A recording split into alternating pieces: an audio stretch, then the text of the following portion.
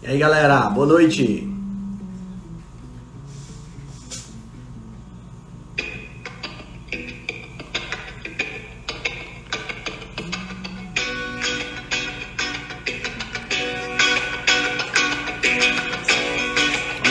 O pessoal vai entrando e a gente vai aguardando.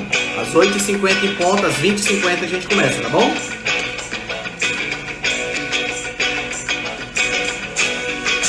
Boa noite, Rainer. Boa noite, Cetogênica de Portugal. Olha só que legal. Sejam bem-vindos. Boa noite, Neila. Tudo bem? Vão entrando, galera. Boa noite. Boa noite, Sueli.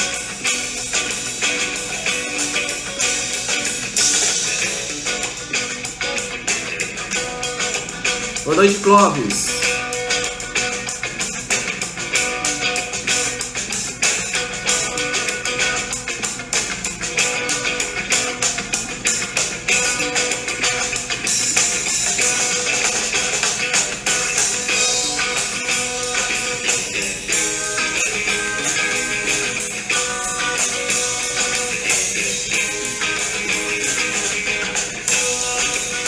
Boa noite, Tomás. Sejam todos muito bem-vindos. Começaremos já já. Deixa só o Marcelo entrar e a gente chegar no horário, né? Às 8h50 a gente começa. Como é que vocês estão aí em época de quarentena? Todo mundo bem?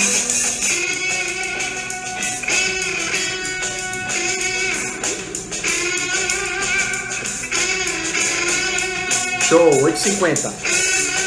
Enquanto o Dr. Marcelo entra, eu vou atualizar vocês aqui nas novidades que a gente vai ter na próxima semana. Né? Na próxima semana a gente vai ter 3 lives fantásticas, tá? 2 lives vão acontecer na terça-feira, certo? Na terça-feira, às 19 horas, eu vou estar falando com o Dr. Remolanda. Dr. Remolanda foi aluno meu de 93 a 95 e hoje ele está trabalhando diretamente com os testes relacionados. Oi, amor, boa noite! Ele está trabalhando com os testes relacionados aos protocolos para tratamento do Covid-19. Então a gente vai bater um papo sobre o estado atual da ciência, da ciência no tratamento da Covid-19, né? Como é que estão esses testes e que tipo de esperança a gente pode ter, né? Vamos separar aí os boatos e tudo mais, né? Na própria terça-feira, a Gabi, a minha namorada Gabi, vai estar entrevistando a Giz, que é uma confeiteira daqui de Fortaleza, uma confeiteira de mão cheia aqui de Fortaleza, então vai ser super legal. E na quarta-feira eu vou estar entrevistando o médico nefrologista gaúcho, o Dr. Alessandro Barilli. Então vai ser uma semana super show de bola, tá? Boa noite, Leidiana, tudo bem? Então, Dr. Marcelo já está aqui online, vamos chamá-lo para que a gente possa começar nosso bate-papo, essa parte 2 da nossa live. Doutor Marcelo! Fala aí! Cara, que Tudo sequência já... de lives, hein, cara? Eu cansei, cara. Pô, que lista de lives, hein, velho? Não é, cara? Show de bola. Tá Não, uma melhor do que a né? outra, cara. Vou tá assistindo todas, com certeza. Tem que aproveitar, aproveitar que o povo tá em casa, né? Porque quando acabar a quarentena, quando liberar assim as porteiras, vai ter tanta gente correndo para tudo que é canto. E, ó, cara, hoje em dia tu abre o Instagram, qualquer hora tem uma sequência de lives ali, né, cara? Exatamente. Eu recebi hoje foi uma imagem com umas lives que vão acontecer de artistas aqui do Brasil. Cara, tem umas 50 lives até o final de abril e aumentando. Quer dizer, bom, pelo menos o pessoal não fica em casa sem fazer nada, né? Não, é um novo fenômeno, né, Não cara? é? E tem a vantagem de pessoal que faz essas lives, esses artistas que fazem a live, a gente que assiste, a gente senta no melhor lugar, a gente bebe a bebida que a gente quiser, É verdade. a gente come o tira-gosto que a gente quiser e o banheiro tá sempre limpo, né? Não poderia ser melhor, né, cara? É verdade, é verdade. Meu querido, tá tudo bem por aí? Tudo bem, cara, tudo bem. Ritmo alucinante. Eu terminei uma consulta agora, cara. Eu tô na adrenalina da consulta ainda. Ô, maravilha! Então vamos aproveitar para... Até me lembrei, assim, de te contar. Eu encerrei agora. Era uma senhora de 60 anos que participou do 12º workshop, que foi no início de março. Certo. E tá num grupo de acompanhamento. E, cara, assim, é uma senhora de 60 anos que em 2 meses e meio, cara, perdeu quase 12 quilos, 11 quilos em 2 meses e meio. Nossa, que show. Mas o impressionante foi a melhora metabólica, assim, dos exames, sabe? Aham. Marcadores inflamatórios e do perfil lipídico. E principalmente aquele assunto que a gente estava falando, assim, sobre a curva insulinêmica. Ela Sim, tinha, sim, ela sim. tinha uma curva insulinêmica inacreditável, porque ela tinha 99 de insulina pós-prandial. E eu me lembro que eu estava discutindo com algum dos parceiros médicos aqui do Instagram, e eles diziam assim, pô, mas 99 de insulina de um outro paciente. Dizia, bah, eu nem sabia que chegava 99. Ah, cara, de vez em quando me aparece. E essa senhora era uma que estava com insulina pós-prandial de 99 e hoje foi 19. O exame de agora deu 19, a insulina pós-prandial dela. Quase 12 quilos a menos. Bah, cara, assim, Muito ó, bom, eu e muito ela bom. vibrando no celular agora há pouco, eu desliguei Insulina, agora. insulina Bah, show de pós-prandial bola, de cara. 99, meu amigo, eu vou dizer. Eu não sei o que é pior, se é a glicemia ou se é a resistência à insulina ou se é o pobre do pâncreas para produzir tanta insulina, né? É, que ela não tinha uma glicemia tão ruim, não era normal, 133, assim, não era normal, mas às custas de uma hiperglicemia incompatível com saúde Sim, metabólica. sim. E aí agora aquela glicemia que era 133, hoje é 111, mas em vez de 99, 19. Então é outro padrão, né? Outro padrão, outro padrão. Aí Tá no acontece aquela rumo coisa, no rumo Henrique. da remissão, né? Isso aí, eu comentei com ela, assim, bah, esse ano nós vamos terminar. Ela estava usando medicação, cara, tirei a medicação dela agora, tirei a medicação, É. já vamos fazer os próximos exames agora sem medicação, e aí entra naquela coisa, assim, né, essa doença existe ou não existe? Bom, ela existe dependendo do comportamento e do padrão comportamental associado, porque agora ela simplesmente está deixando de existir, né? Exatamente, exatamente. Bom, e esse é um bom tópico para a gente começar falando. Eu queria hoje ver se a gente conseguia convergir esses dois assuntos, que é justamente essa questão da insulina, né? E que daí vem todo um espectro de doenças muito grandes, e o que é que causa, o que é que faz com que essa insulina possa aumentar.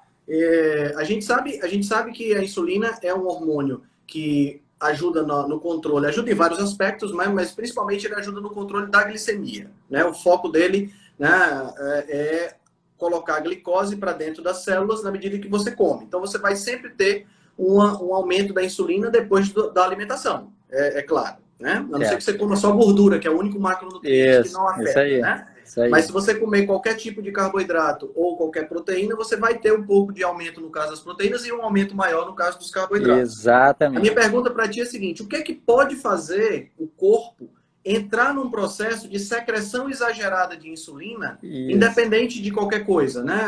Quais são os fatores que desencadeiam isso? Isso. Né? Cara, esse assim, ó, esse é sempre o motivo da primeira consulta quando o paciente tem diabetes já instalada ou quando tem resistência à insulina ainda não determinando a alteração glicêmica, sempre é explicar o fenômeno. A Certo. primeira consulta em geral é explicando o fenômeno. E eu sempre brinco assim que existe um caminho que é sempre igual na criação da resistência à insulina. Que a primeira grande coisa é a exposição a produtos processados, farinha e açúcar, porque o carboidrato não processado ele não está associado com a gênese do diabetes tipo 2, da resistência à insulina. Uhum. A gente vê aqueles povos com dieta tradicional à base de tubérculos e raízes É que o não caso dos desenvolvem diabetes quintavanos, por tipo 2 exemplo, nem né? obesidade, né? Então, na verdade, o que já começa a falar contra aquela questão das dietas flexíveis e etc. Porque o nível de processamento é o primeiro item. Certo. Já que numa dieta de processamento mínimo não existe diabetes, nem mesmo numa dieta de mais alto carboidrato. Então, a primeira grande coisa é entender que essa doença só existe na presença de farinha e açúcar. Na ausência de farinha e açúcar, essa é uma doença que não existe. Uhum. Esse é um ponto importante, porque chega a ser até constrangedor, porque a gente tem uma população mundial ficando diabética e essa doença não existe sem farinha e açúcar. Então, essa é a primeira grande coisa, a presença de processados, farinha e açúcar. A segunda coisa é um total muito grande de carboidrato para o total proteico associado. Então, a pessoa tem uma dieta de muito alto carboidrato. Poxa vida, isso para quem tem genética. Eu sou uma pessoa que tem a genética para desenvolver diabetes tipo 2. Sim. Já com o gatilho do passado desenvolvi. E hoje em dia basta que eu comece a me enveredar pelos caminhos da presença de farinha e açúcar, esses gatilhos genéticos vão ser disparados e eu me torno diabético de novo. Então, a primeira grande coisa é a presença de farinha e açúcar. Sem farinha e açúcar não existe diabetes tipo 2. Sim. Segunda coisa, um total de carboidrato muito alto para o que a genética daquela pessoa tolera. E a terceira coisa é um outro ponto de discórdia, que é a frequência alimentar aumentada. Por que eu te digo isso, cara? Porque assim, ó, digamos que a pessoa consumisse os seus 100 gramas de carboidratos líquidos numa única refeição ao dia. E passasse o resto todo do tempo em jejum. Cara, é muito pouco provável que ele fosse ser resistente à insulina, porque uma frequência alimentar tão baixa mantém níveis muito baixos de insulina pela maior parte do tempo. Subiria então, depois da refeição, mas cairia e não vai baixar bruscamente, vai se manter baixa a maior parte do tempo. Então, a presença de processados, um total muito alto de carboidratos e frequência alimentar aumentada, é o que precisa para deixar uma pessoa diabética. Mas só um pouquinho. Pause, Henrique Altran. Mas não nos ensinaram a comer de 3 em 3 horas uma barrinha de cereal, um pão integral, uma fruta no meio. Porque se não comer vai faltar alimento para o cérebro e aí você não vai conseguir processar. O cérebro vai ficar sem energia. Olha o que eu falo. Nem eu me dei conta, assim, eu não sistematizei isso para a nossa conversa de hoje, porque eu fiz um chazinho aqui, nós vamos conversar, né? Mas olha aqui, ó. Presença de processados, um total de carboidratos muito alto, frequência alimentar aumentada. Só que não nos dizem que farinha integral, açúcar mascavo, frutas em grande quantidade são saudáveis, não nos mandam comer de 3 em 3 horas. Poxa vida, mas então essa não é a gênese do diabetes tipo 2? Exatamente. Exatamente. Cara, eu vejo na faculdade, eu estou fazendo uma cadeira que a gente está aprendendo a fazer dieta agora, né? E é interessante demais. A gente é obrigado, dentro dessa cadeira, a seguir uma diretriz de 45% a 55%, 45% a 65% do carboidrato. 60%, cara. Você já imaginou um negócio desse? E assim, como a gente está querendo passar na cadeira, o professor muitas vezes diz assim, cara, se não bateu determinado micronutriente, coloca rapadura. Coloca rapadura. Aí você fica, putz, cara, como assim? Porque é justamente isso que você falou da questão da dieta flexível, né? Essa questão de que você pode... O importante não é de onde vem, o importante é a quantidade que você está ingerindo. Eu acho que isso aí é uma balela muito grande, porque você acaba destruindo a sua saúde metabólica, né? Então, assim, ó, sempre começa a consulta, sempre eu falando sobre essas variáveis, e às vezes o paciente mesmo se dá conta, não, mas só um pouquinho. Eu venho de uma dieta onde eu tinha que bater 60% de carboidrato, onde poderia ser farinhas integrais, açúcares, e eventualmente tinha espaço para superprocessados. E me pediram para não ficar muito tempo sem comer. Eu disse, bem-vindo, é por isso que tu está sentado na minha frente agora. Exatamente isso. Exatamente. A razão é exatamente essa. E essa questão que você falou. E aí fica essa coisa louca, assim, que até hoje eu não me acostumo, e na outra live eu te falei que desde 2011 eu dou essas consultas, de pegar agora uma mulher, porque eu não posso nem falar de uma senhora de 60 anos, porque ela tá viva, ela tá bem, assim, agora tá, sabe quando tu vê que a pessoa melhorou, assim?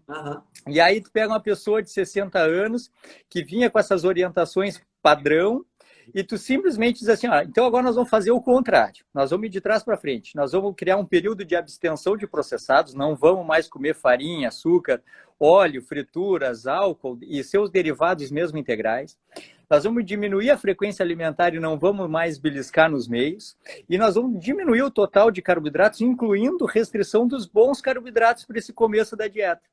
Então é o contrário de tudo que sempre se mandou fazer. Só que aí em 60 dias, 70 dias, essa pessoa perde 12 quilos, os exames normalizam, ela ganha de volta a energia, a autoestima, a vontade de viver. Por favor, né, cara? Para onde é que nós estamos indo? Pois é, e assim, aí vamos dizer, ela está com 60 dias, vamos dizer que daqui a 2 meses ou 3 meses, de repente ela faça os exames dela de sangue, e o LDL aumentou.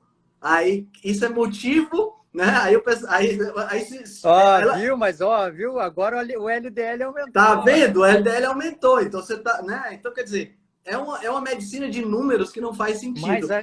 então, sabe que assim, cara, eu faço uma espécie de não é treinamento, assim, é uma espécie de curso com os meus pacientes. Eu coloco eles em grupos de WhatsApp e a gente tem discussões de alto nível, assim, de ciência. Já começa lá no workshop, que a gente discute ciência de alto nível, e depois no comportamento de grupo a gente também discute. E eu deixo meus pacientes tão seguros que se triplicar o LDL, eles vão seguir fazendo a abordagem, vão fazer ajustes terapêuticos, assim, dietéticos, e vão se manter na abordagem porque eles têm conhecimento. Eu acho que a base é isso, assim, o que eu queria te falar, que eu vi quando eu terminei a consulta com ela e eu vi que eu ia começar a consulta, ia começar contigo falando sobre ela, que primeira coisa, conhecimento. Sim. E segunda coisa, o comportamento coletivo, assim, ela ter a confiança de saber de onde vem, estar no grupo ali, discute com o grupo as coisas, que é o que é, lembra que eu comentei da nossa outra live, que a gente tem que criar no mundo, assim, uma população de gente que faça com que as pessoas tenham a segurança que a dona Gladys me demonstrou agora, assim, que ela sabe que o que ela está fazendo está correto, ela está curtindo os resultados e ela está disposta a ir até o final porque ela tem certeza do que está fazendo. Aí ferrou, né, cara? Aí ganhamos o jogo. Exatamente, exatamente. E é interessante porque essa abordagem que você usa nas suas consultas, que é uma abordagem informacional, educativa, para mim é de suma importância. Eu vejo que muitos profissionais eles têm medo de educar os clientes, porque ao educar os clientes, tem medo de que aquele cliente deixe de frequentar, né? Eu quando converso com uma pessoa, né, eu digo assim, cara, se eu puder te ensinar tudo que eu sei, para você não ter mais que voltar aqui e a gente só se encontrar para bater papo, para mim tá satisfeito. Cara, e essa é a sensação mais legal de todos, cara. Eu não sei se a Paula, uma paciente minha que eu dei alta há muito tempo, Paula Ferrugem, o nome dela, e a gente se encontra eventualmente no shopping, assim, se abana de longe. Porque ela agora tá top, magra, super saudável. E ela é o exemplo que eu dou, porque foi a primeira vez que eu me liguei, assim, cara, que coisa bem boa é não ter mais aquela pessoa como minha paciente, cara. Exatamente. Lembra aquela conta que eu fiz? Eu moro numa cidade com 500 mil de habitantes. Eu atendo 2.000. Cara, tenho mais 498 mil pessoas para atender. Eu não quero, entendeu? Exatamente. É verdade. E, bom, então, farináceos, né? Você falou farináceos e açúcares. Você falou a questão da frequência alimentar. Qual foi o terceiro ponto? O total muito alto de carboidrato para o que a genética daquela pessoa tolera. Isso, certo. Aí é onde entra exatamente aquela resposta que você estava dando hoje no seu Stories sobre aquela pergunta que o cara fez, que eu gostaria de debater um pouquinho aqui. Isso. Se você se o ser humano se adapta a tudo, por que é que eu não me adapto também a comer doce, comer açúcar? Pois é, cara. Né? Essa é uma pergunta muito interessante. E é muito interessante, muito interessante. Aquele paciente é um paciente top também, muito, muito inteligente. A grande questão é a seguinte, ô Henrique, pensa comigo assim, ó, um humano adulto saudável consome um prato de carboidratos naturais não processados, como, por exemplo, aipim, batata doce, é um paciente ativo fisicamente, não é obeso, e a gente faz uma curva insulinêmica e a insulina dele de jejum, vamos chutar que era mais ou menos 3 ou 4, vai agora para mais ou menos 12 a 16. Maravilha, certo. Beleza, uma boa curva insulinêmica, maravilha. Agora, esse mesmo paciente, ele começa a comer esse mesmo total calórico, só que não é mais aipim, batata doce, agora é pastel folhado de goiabada com Coca-Cola. E agora, aquele pâncreas não vai mais a 12, 16, ele vai aos 60, 99. Sim, Essa é a adaptação. Mas o corpo não se adapta a comer bobagem? Se adapta. E claro por isso que vai morrer. Porque as adaptações são incompatíveis com a vida. Exato. As adaptações envolvem hiperinsulinemia, hiperglicemia, o que cursa com hipertrigliceridemia, com dislipidemia, inflamação crônica e morte precoce. E ele vai segurar a onda enquanto ele pode, né? Mas chega um momento em que ele... Né? A beleza do mecanismo, Henrique, a beleza é apaixonante, porque assim, ó, o corpo tem, isso eu explico lá nos workshops, assim, ó, o corpo tem na genética a informação para resolver os problemas que o ambiente é capaz de expor, E não tem nenhuma outra resposta a não ser a que está na genética. Só que essas informações genéticas são aquelas que foram acumuladas ao longo dos processos evolutivos. Então, o corpo só consegue entender uma coisa. Se a frequência alimentar é baixa, isso é um período de escassez. Se não tem carboidrato disponível, isso é um período de escassez. Se a frequência alimentar é alta e tem carboidrato, bom, agora é um momento de abundância. A abundância é anabolismo, a insulina alta é síntese. Exato. Só que agora nós estamos dando uma frequência alta de carboidrato processado, só que o corpo só tem a informação das raízes e das frutas numa frequência de 2 ou 3 vezes por dia, eventualmente na semana. Então, qual é a adaptação? A adaptação é explodir com hiperinsulinemia, triglicerídeo, hipertrigliceridemia, obesidade, diabetes, hipertensão, doenças crônicas, tumores, e a gente morre com 50 anos. Essa é a adaptação. Então, a resposta daquele paciente assim, o corpo não gera adaptações a comer porcaria? Gera. Todas as doenças que a gente vê internados nos hospitais e as mortes precoces. Essa é a adaptação. E ele segura a onda enquanto pode, né? E até essas doenças aparecerem, ele está segurando a onda, né? Porque por exemplo, eu sou um cara magro, né? Eu nunca fui uma pessoa obesa, nunca tive, por exemplo, o peso que você teve. Eu já cheguei a pesar mais, mas assim, tinha uma composição corporal razoável. Mas, assim, existem pessoas que vão engordando, e se você faz um exame de sangue, ela se mantém, entre aspas, saudável. Claro, né? às custas de mecanismos adaptativos que vão levar à morte. Agora, chega um momento, que é tipo assim, é como se você estivesse enchendo um balde, né? Chega um momento que derrama. Isso. Mas, cara, assim, para ver como a medicina vai evoluindo e daqui um pouco... O Souto, cara, o José Carlos Souto falou um negócio que é real, que é assim, que o obeso e o diabético conseguem ir comendo bobagem porque não fica com um monitor contínuo de glicose e insulina. Isso. E eu vou um pouquinho antes e vejo assim, a pessoa come, para explicar bem isso que tu falou agora, Henrique. A pessoa come, eu estou comendo de tudo, mas o meu exame dá normal, por exemplo, há 10 anos não se dosava insulina. Então, media ali glicose, dava 89, 88, 90. Mas hoje se sabe que tu pode ter 88, 89 de glicose com 4 de insulina ou 99. E isso muda tudo. Então, não é porque o exame está dando normal, é que o exame que tu estás fazendo não está mostrando o efeito deletério. Não está mostrando o que existe por trás, né? Claro. Então, a gente dosa colesterol hoje. Hoje já sabe que o colesterol total é um marcador sofrível de risco. Assim, ele mais prevê outras características metabólicas do que risco cardiovascular em si. Mas se considerava ele como fator de risco até então. Então, dava normal. Viu? Eu estou saudável. Não, é que o marcador não é fidedigno. Não, é que esse marcador não demonstra o fenômeno. Não, é que a gente não conseguiu alcançar. Mas é óbvio, 2020... não existe obesidade saudável, né? Pronto. Então vamos assumir as coisas. Isso é um mito, né? Com bom senso, então, né? Porque por mais que você esteja, vamos até imaginar que os marcadores mais fidedignos estejam normais, né? Numa pessoa que está, sei lá, começando a ganhar peso. Existe uma tendência a você piorar cada vez mais. Não existe uma tendência a você... Claro. Né? Não tem jeito. A curva ela é ascendente. Você vai piorar cada vez mais. Mas olha aqui, cara, sabe que eu gosto da parte filosófica também, né? Porque eu acho que o paciente se identifica. Então tá, meu querido, tu estás obeso, 148 quilos. Eu tenho um paciente com 174 quilos, é o meu maior. Nossa. 174 quilos. Então tá, tu estás com 174 quilos e os exames deram normais. Então quer dizer que tá bem. Então o teu modelo de vida ele é um modelo adequado, então. Cara, não importa o resultado do exame, cara. Exatamente. Não importa. Exatamente. A pessoa chega a 174 quilos comendo o quê? Frango e brócolis? Não chega. Não, né, cara? Nunca. Então não faz diferença o exame, cara.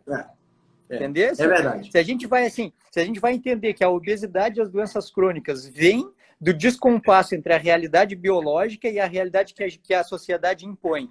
Então, as coisas que tem que fazer já não dependem mais do exame. O exame é a questão médica do ajuste e da queima de etapas, assim, tornar o processo mais saudável, mais factível, mais eficiente.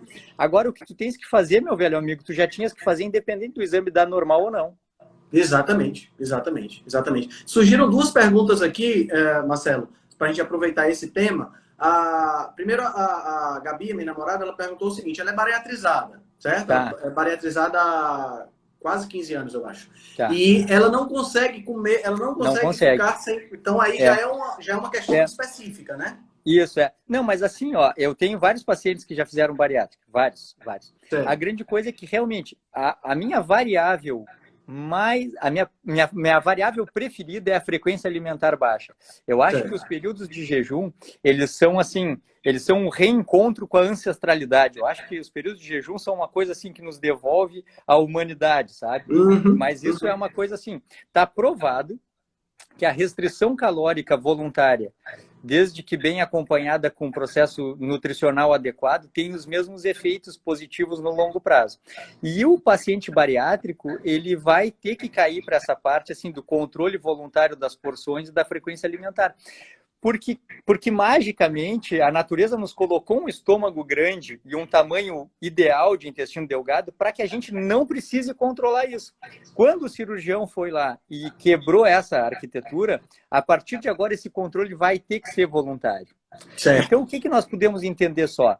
Que a gente vai ter que fracionar mais a dieta mesmo e que a gente vai ter que controlar o total proteico para bater meta proteica nas 24 horas de modo a manter a saciedade sob controle. É isso, Perfeito. assim, basicamente. Tá? Perfeito. Não dá tanto trabalho. A única coisa é que quando o paciente não tem bariátrica, quando a gente ajusta o perfil hormonal dele, a insulina baixou, a leptina está melhor, não tem processos inflamatórios, a fome e a saciedade se ajustam de modo a produzir déficit quando o paciente tem sobrepeso. E isso se Uhum. perde na bariátrica. É a Entendi. única coisa. Então, a única coisa que eu digo assim, tem que manter esse paciente bem nutrido, porque a característica do paciente que me procura, que voltou a reganhar peso pós-bariátrica, é a desnutrição relativa. Assim, tu vai dosar ferro, ferritina, vitaminas, é tudo bem baixo, Certo. pelo padrão desabsortivo da cirurgia. Então, a primeira grande coisa é conseguir um aporte nutricional adequado e fracionar a dieta de maneira a tornar conveniente no dia a dia. Mas certamente, assim, com 3 ou 4 refeições no dia, consegue bater meta proteica e Sim. ficar bem Sim. alimentado. Sim. Isso se a gente jogar 3 ou 4 refeições numa janela alimentar boa, de 12 horas, 10 horas, 8 horas, torna fácil o processo. É só mais detalhado, mas é tranquilo. Então, bater meta e jogar com janela alimentar em vez de Certo. período de jejum. Entendi, entendi. Muito bom. Outra pergunta que surgiu aqui foi sobre algumas frutas, como coco seco, abacate, né? Que a gente sabe que tem frutas que... fruta é um espectro, né? Sim, Enorme. sim. Né? Tomate A é gente fruta, tem né? desde o quê? Desde banana, que uma banana tem 20 e tantos gramas de açúcar, até um pepino que não tem nada de Sim, açúcar, sim. Isso né? aí, é. Então, no meio do caminho, a gente tem frutas que têm uma quantidade muito boa de gordura, que no caso é o coco e o abacate, né? Isso, Essas beleza. frutas são bem interessantes, né? Para um ajuste dessa natureza. Top, com certeza, com certeza. Mas eu não entendi se a tua pergunta é relacionada ao paciente bariátrico ou Não, à não, mudança. agora já qualquer pessoa. Essa questão do coco, do abacate, são frutas interessantes para se manter, porque são frutas de baixo carboidrato e que você pode Isso, usar isso, com um pouco mais de isso. tranquilidade, né? A única coisa que tem que ser cuidado nesse tópico é a questão de que ambas têm uma densidade calórica bem grande. Não Certo. são itens de abuso, assim, por exemplo, usar coco seco como snack no meio da tarde e passar o dia inteiro comendo. Aham. Tem um espaço no período de mudança comportamental frente à dieta. Assim, parou de comer bobagem, agora está comendo coco. 1000 Certo. vezes. Faça Bom, isso. melhor Mas coco daqui do a que pouco. Doritos, né? Não. Então tem espaço, com certeza. Esses dias eu fiz uma pergunta para o grupo esse que eu estou acompanhando, que disse assim, em que momento teria espaço o consumo de frutas, inclusive frutas doces, como banana, maçã, melancia, num contexto onde se objetiva uma dieta de baixo carboidrato? Mas como assim? São frutas de muito carboidrato? Não, mas tem papel na mudança comportamental quando vinha comendo um monte de bobagem e vai comer isso, né? A única coisa é que tem que ficar sabido e entendido que é uma fase, é um processo de adaptação e a gente vai ter que Certo. buscar um viés low carb depois. Então, digamos que uma boa transição seria depois abacate, coco, como snack, e depois eles começam a sair e fazer parte da refeição e não mais dos intervalos. E assim a gente vai Isso. fazendo uma transição legal. Legal, legal. Outra pergunta que surgiu também, que acho que também entra dentro desse papo que a gente está tendo, é quais são em relação ao jejum, o que é melhor para a gente comer antes de começar e o que é melhor como quebrar esse jejum? Pois é. Cara, sempre assim, ó, a gente tem que sempre priorizar a proteína por um fator técnico interessante. E tu já até citaste esse fator, que assim, a proteína ela libera insulina também, mas ela também libera glucagon. Então, quando a gente vai entrar num jejum, por exemplo, vou fazer uma última refeição e vou cair para um jejum programado, porque eu quero fazer jejum. E eu termino essa refeição com carboidrato, com altos níveis de insulina, a minha chance de insucesso é muito grande, porque eu vou ter um pico insulinêmico depois, que vai me dar fome, tendência à hipoglicemia. O oposto, também, a saída do jejum tem um pouco a ver com isso, mas é ainda pior, porque sair do jejum com carboidrato faz com que chegue no intestino uma quantidade grande de carboidrato num momento onde a gente está com resistência à insulina. Sabe que o jejum produz uma resistência à insulina fisiológica para manter a glicemia normal. Então, o pico de glicemia pós-jejum é muito maior com carboidrato do que aquele mesmo carboidrato sem jejum. Não sei se eu expliquei bem. Sim, sim. É interessante isso que você tá colocando, porque muitas pessoas elas fazem o jejum pensando numa refeição lixo depois. Não, essa é a pior estratégia. É a pior estratégia que você pode ter. Exatamente essa é a por pior isso que você está falando. Assim, eu sou tremendamente contra refeições lixo programadas como recompensa. Eu acho que isso assim é sinal de que a pessoa precisa ir no psiquiatra e fazer uma análise. Não tá legal. Tá? Não tá legal. Uma coisa é quando a pessoa faz uma refeição lixo que foi eventual porque foi pega, por exemplo, uma festa surpresa que foi feito para a pessoa.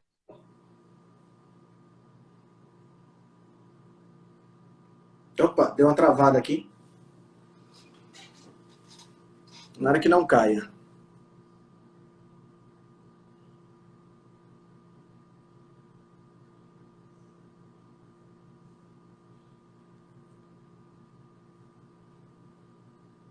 Deixa eu ver aqui. Bom, eu vou tentar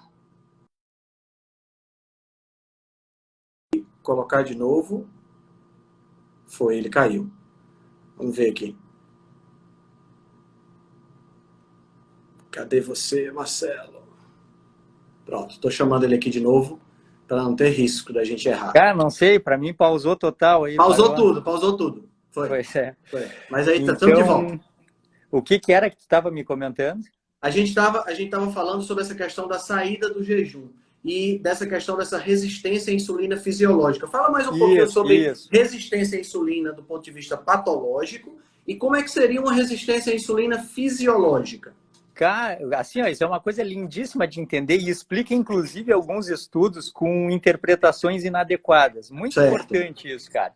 Porque assim, ó, o corpo ele está preparado para todas as exposições ambientais de tudo que aconteceu no nosso planeta até hoje. Então, o corpo está preparado para não comer carboidrato e está preparado para ficar o tempo que precisar sem comer, usando as próprias reservas. Perfeito. Só que assim, ó, as hemácias, que não têm mitocôndrias, e os neurônios precisam usar glicose. Algumas células do sistema nervoso central precisam usar glicose. Quando o corpo percebe que não está chegando glicose do ambiente ou que não está chegando nada do ambiente, que é o jejum, naturalmente as células começam a responder menos à insulina para deixar a glicose disponível exclusivamente para as células que dependem dela. E começam a usar a gordura como forma de energia, todas as outras. Então as outras células começam a pegar a gordura e as células deixam a glicose circulante. Glicose, exclusiva para as hemácias e para o sistema nervoso central. Então, cada vez que a gente expõe o corpo a um ambiente de escassez, low carb e jejum sinalizam um ambiente de escassez. O corpo entra nesse modo de sobrevivência, que é gerar uma resistência fisiológica à insulina para destinar essa glicose.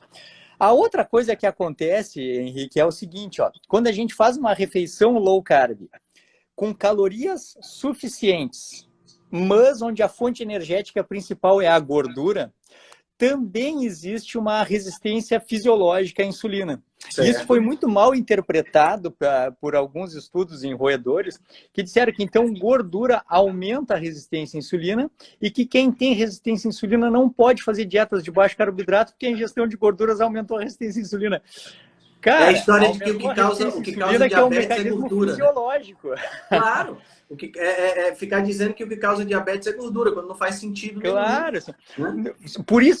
por isso, mais uma vez, Henrique Altran, eu digo que o paradigma evolutivo é superior à medicina baseada em evidências, porque só estudando como o corpo se comporta em regime de vida livre que a gente vai entender por quê. A grande coisa é assim, ó, a gente tem que partir do pressuposto que o que acontecer em um adulto jovem saudável no jejum e no low carb é o certo, e depois ir em busca de tentar entender por que o corpo fez aquilo, e não tentar interpretar aquilo das maneiras que nos convém. Entendeu? Exatamente. Ah, não, mas aumentou a resistência à insulina, viu? Então tá. Então pare e estuda por que isso aconteceu. Porque se aconteceu, tem um motivo para isso. Certo, certíssimo, certíssimo. Tá, isso porque eu vi que tem uma amiga minha que tem essa interpretação, assim, que se o paciente tem resistência à insulina, não pode comer gordura, porque gordura aumenta a resistência à insulina. É fruto dessa interpretação equivocada. Então, uma coisa é a resistência à insulina produzida pelo excesso de carboidrato e a frequência alimentar aumentada. Isso é uma coisa. Essa resistência à insulina vem até por mecanismos moleculares, assim, de down regulation de receptores, down regulation de transportadores, que é uma defesa da célula. Isso não acontece na resistência à insulina fisiológica. O núcleo da célula percebe o excedente de energia vindo da gordura ou a falta de energia vinda na forma de carboidrato e diminui a resposta de maneira fisiológica. São fenômenos diferentes. Certíssimo, certíssimo. E também tem que entender que um é um fenômeno fisiológico. É previsto pela nossa estrutura que vai acontecer. O outro não é um fenômeno fisiológico, é um fenômeno patológico. Isso aí. Né? Ele Envolve uma condição totalmente diferente. Né? Na realidade, quando a pessoa tem resistência à insulina, ela está com um organismo repleto de açúcar, né? E não está dando conta de metabolizar todo esse açúcar. Não, a resistência à insulina patológica, né? Isso aí. E já o oposto seria, a verdade oposta seria isso, de que quando está faltando glicose ou faltando energia, não tem as reservas e o corpo prioriza usar a glicose para as hemácias e para o sistema nervoso. São mecanismos completamente diferentes. Perfeito, perfeito. Já que a gente está indo dentro dessa... Então, só para fechar essa questão do jejum, a melhor forma, então, de quebrar o jejum é com proteína e gordura. Sempre. Para entrar e para sair, sempre. Para entrar e para sair. Se você vai ingerir algum tipo de carboidrato, o ideal é que seja numa refeição depois que você já quebrou o jejum. Na fase alimentada. Depois de já estar alimentado. Então, por exemplo... sair do jejum com uma refeição proteica e depois de sobremesa ou num lanche onde for ter proteína, usar carboidrato junto, mas não sair do carboidrato, não sair do jejum carboidrato. E a outra liberdade de consumir carboidrato seria o paciente que não tem resistência à insulina, que foi uma outra resposta que eu dei ali. O melhor é comer a fruta de sobremesa junto com a refeição? Depende. Para quem tem resistência à insulina, o melhor é não comer ou comer com proteína, mas quem não tem resistência à insulina, bom, quem não tem outras liberdades, né? Come a hora que quiser. Exato, exatamente. E é interessante isso também, porque quando você já deve ter, inclusive, feito essa orientação, quando você tem pacientes que estão em low carb ou que estão em dieta cetogênica, se você sugere, por exemplo, eles fazerem um teste oral de glicose, né, a curva glicêmica, eles vão falhar na curva glicêmica, né? Por conta justamente dessa resistência mas por isso que assim, ó, os laboratórios aqui da minha cidade todos já me conhecem, cara. E assim, paciente meu não faz teste oral de tolerância à glicose com 75 gramas de glicose. Tá proibido, não faz. Primeiro porque paciente meu não come 75 gramas de glicose há muito tempo. E segundo que assim, segundo que eu quero preparar o meu paciente para a vida real. Para a vida real. Então eu sempre testo eles com os pratos e as refeições que eles fazem. Então, quando eu estou com um paciente num contexto low carb, ele vai nesse contexto low carb e faz os exames dele. Insulina, glicemia, perfil lipídico. Quando eu começo a liberar carboidratos, ou eu quero testar a liberdade dele em consumir carboidratos, ele vai consumir não 75 gramas de um xarope com glicose, ele vai comer batata doce e vai fazer o exame depois. Ele vai comer fruta e vai fazer o exame depois. O meu paciente é o paciente da vida real, ele não é o paciente do laboratório. Como é que os laboratórios encaram isso aí? Cara, sabe o que eu achei mais legal de tudo? É assim, porque eu comecei a pedir lá em 2011 a insulina de jejum. Depois eu comecei a pedir insulina pós-prandial. E depois, por causa do cortisol, eu comecei a pedir das 17 horas também. E aí nenhum entendia, me ligavam. Cara, sabe o que começou a acontecer? No padrão dos laboratórios, inclusive um laboratório aqui que é tudo online, começou a aparecer no questionário padrão do laboratório. 8 horas, 14 horas e 17 horas. Eles mudaram Olha o padrão só. do laboratório, cara. Olha só, muito bom. Agora tá bem legal, assim, todo mundo já entende, a maioria já consultaram comigo, assim, já entendem a lógica dos Muito exames, bom. então agora tá fácil. É interessante porque você acaba vencendo, mudando a realidade, né? Quando você trabalha com ciência realmente, né? Quando você trabalha com informação, né? Claro. Então, hoje em dia já é fácil, assim, eventualmente eles me ligam e dizem assim, doutor Marcelo, chegou um paciente aqui para fazer o exame da primeira consulta e não tem das 17 horas. Ah, tá, então eu não devo ter colocado, pode fazer, eles já estão acostumados a fazer. Legal. Me fala uma coisa, Marcelo, dentro dessa visão que a gente acabou de falar da hiperinsulinemia e tudo mais, onde é que entram aí os óleos vegetais, os óleos de semente, né? O óleo de soja, de canola, de algodão, de milho? Nossa, cara.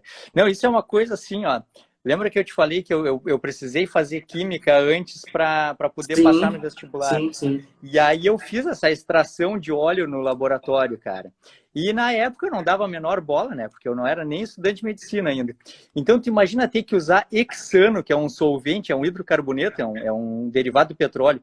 Usar hexano, altas temperaturas e pressão para conseguir tirar um negócio cheio de impurezas e depois passar pelos processos de filtração e depois consumir isso, cara. Então isso eu não tinha nem ideia do poder negativo que teria, que só depois na medicina que eu fui entender a questão assim, ó, de qual é o papel do ômega 3 e qual é o papel do ômega 6 na estruturação de uma resposta inflamatória adequada.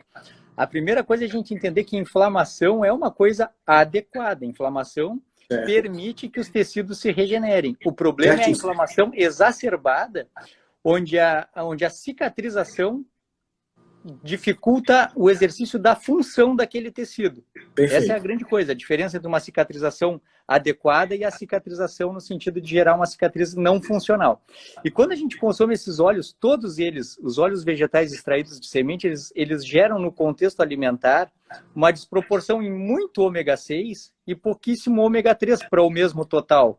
E aí o que a gente tem é uma conversão muito grande desses ácidos graxos em ácido araquidônico, que é um precursor dos processos inflamatórios. E aí qualquer processo inflamatório, desde um dedo que a gente bate na porta até uma artéria que começa a inflamar, tem um reparo inadequado, tendo perda de função, que é a raiz das doenças inflamatórias crônicas, doenças cardiovasculares, que é o que nos leva à morte hoje. E se você casa isso com hiperinsulinemia, pronto. Aí você então, por isso que na primeira consulta, né? O paciente escuta lá farinha, açúcar e óleo. Farinha, açúcar e óleo. Porque essa mistura bombástica de farinha, açúcar e óleo nos gera inflamação crônica e reparo de modo a perder a função dos órgãos, das células, dos órgãos e dos tecidos dos órgãos. Né? E quando a gente pensa nessa mistura de carboidrato, de farinha, né? Carboidrato refinado com óleo refinado, você não encontra essa mistura de gordura com carboidrato na natureza. Na natureza, jamais. Você não encontra, só no leite materno. Jamais. Mas o leite materno é feito para engordar o bebê, né? Mas tem uma notícia boa, né, Henrique? Os óleos vegetais poliinsaturados, eles não aumentam o colesterol. Verdade. Cara, onde é que nós estamos nos metendo, né? Cara, a gente tá mexendo aí num terreno minado, viu? Ou então, assim, ó, eu acabei de falar sobre a desproporção ômega 3 e ômega 6. Aí tu pega a margarina e diz ali, rica em ômega 6. Não, tá entendendo? É muito. Cara, quando a gente começa a entender sobre esse assunto, a gente começa a dar uma desfilada, passeada no supermercado e começa a analisar rótulo de alimento, a gente fica embasbacado de como é que os fabricantes enganam as pessoas, né, com o objetivo, só por conta desses rótulos, porque a maioria de nós não tem esse conhecimento que a gente está compartilhando aqui nessa live, que você compartilha no workshop, que a gente compartilha quando está com as pessoas. Então, Passa por uma margarina dessa, pô, se o ômega 3 todo mundo diz que é bom, o 6 Imagina é o ômega duas vezes 6, melhor. é muito melhor. Não é verdade? Essa coisa da indústria é cruel. Eu fiz química, eu não me formei porque eu não fiz os estágios lá. Infelizmente, eu só queria passar no vestibular. Isso eu me arrependo, assim, tenho um pouco de remorso porque tratei mal a química. Hoje eu sou apaixonado. Não. Mas a minha mulher completou, ela fez os estágios, se formou química. Vocês se conheceram na faculdade? Ela terminou e ela foi contratada a princípio para assinar para uma indústria de sorvetes, certo, na época. E aí ela chegou lá e já tinha a tabela nutricional, tudo pronto, e era só para ela assinar. E aí ela disse assim, não, mas eu gostaria de primeiro analisar o produto, né, para saber exatamente com o que eu estou lidando. Ela foi demitida na mesma hora. Porque eles não queriam que fosse feito nenhum teste, e aquelas tabelas, elas eram tabelas prontas, assim, que não condiziam em nada com o que era praticado na indústria. Sim. E hoje a gente pega um produto processado e diz, temos que olhar rótulos. Mas e eu posso confiar exatamente no que está escrito ali? Pois é. Esse é um problema, esse é uma outra questão ainda mais séria, né? Você tem um rótulo que engana, e tem um rótulo que engana porque está dizendo lá coisas que você não conhece, como o ômega 6 e tudo mais, e tem aquele rótulo que engana porque está mentindo. Isso. Né? Isso. Todos aqueles truques que até tu já tratou um pouco aí sobre mudar o tamanho da porção para caber em porcentagem. Sim. Isso é um mundo... Só que esse é um mundo, Henrique Altran, que vou te dizer assim, pouco me interessa. Por quê? Porque, cara, eu quero comer ovo, eu quero comer carne, eu quero comer vegetais, eu quero consumir manteiga, eu quero consumir um bom azeite, eu quero consumir castanhas, nozes, isso não tem rótulo, cara. Não tem como me mentir, entendeu? Não tem como me mentir. Por isso que lá na primeira consulta eu digo para os pacientes assim, talvez possa abrir exceções, mas não agora. Agora faz as pazes com a dieta e não come as receitas da coisa, come a coisa. Come a coisa. Faz as pazes com a dieta. Para de procurar fórmulas mirabolantes, de juntar não sei o que. Não, come a coisa. Pega uma coisa e come. Pega um pedaço de carne e come. Pega um ovo e come inteiro. Pronto. Terminou o problema. Então, os rótulos, toda essa baboseira assim de a gente tem que cuidar, o que vai... Cara, eu discordo um pouco, porque se a gente se basear... Eu quero ter uma vida saudável e longeva. E eu ainda basear o meu consumo em produtos que são rotulados, eu estou errando feio. Sim, sim. Corretíssimo. E outra coisa que eu também bato muito com as pessoas com quem eu converso é em relação a essa questão das receitinhas, né? Porque a galera gosta muito de receita e, assim, eu até entendo que nessa fase adaptativa de uma dieta, sim, eu acho até que é interessante, porque sim, a pessoa tá fazendo uma transição e tudo mais. Mas a gente tem que almejar algo que não seja tão assim... essas coisas assim, bolinho low carb, aquela coisa low carb. Isso. Né? Sabe que eu fazia isso e eu mudei a minha técnica, eu mudei a tática, Henrique. Eu tenho feito assim, não, tu podes então comer uma receitinha, mas não agora, deixa para daqui um pouco mais. Começa com dieta de processamento mínimo. Porque eu percebi que era muito mais difícil desmamar das receitinhas depois. E se eu consigo criar uma relação melhor com a comida no começo, eu diminuo a necessidade da receitinha depois. E depois, quando a pessoa vai querer as receitinhas, eu tenho dito assim, o que vai nessa receitinha? Vai 100 gramas de farinha de amêndoa, vai não sei quantas colheres de azeite, não sei quanto xilitol. Eu disse, tá, então vamos fazer primeiro um teste. Pega tudo separado, as 100 gramas de farinha de amêndoa, as não sei quantas colheres de azeite, e consome elas todas separado. Come a farinha de amêndoa separado, toma o azeite separado. É impossível, mas na receita tu consegue. Então, fazer superávit calórico com produto de processamento mínimo é muito mais difícil do que comer a mesma coisa na forma de uma receita. Então, para quem quer perder peso, receitinha é tiro no pé.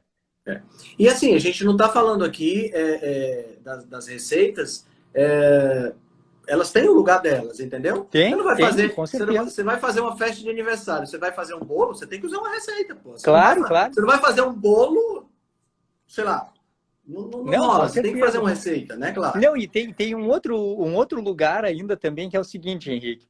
Eu trabalho com meus pacientes assim, para eles ficarem casca grossa, para eles começarem a depender cada vez menos de coisas que não sejam eles mesmos. Certo. Então, olha só uma coisa que eu trabalho com eles assim, ó. Tá, comida é natural de processamento mínimo, comida de verdade, não beliscar, etc, etc.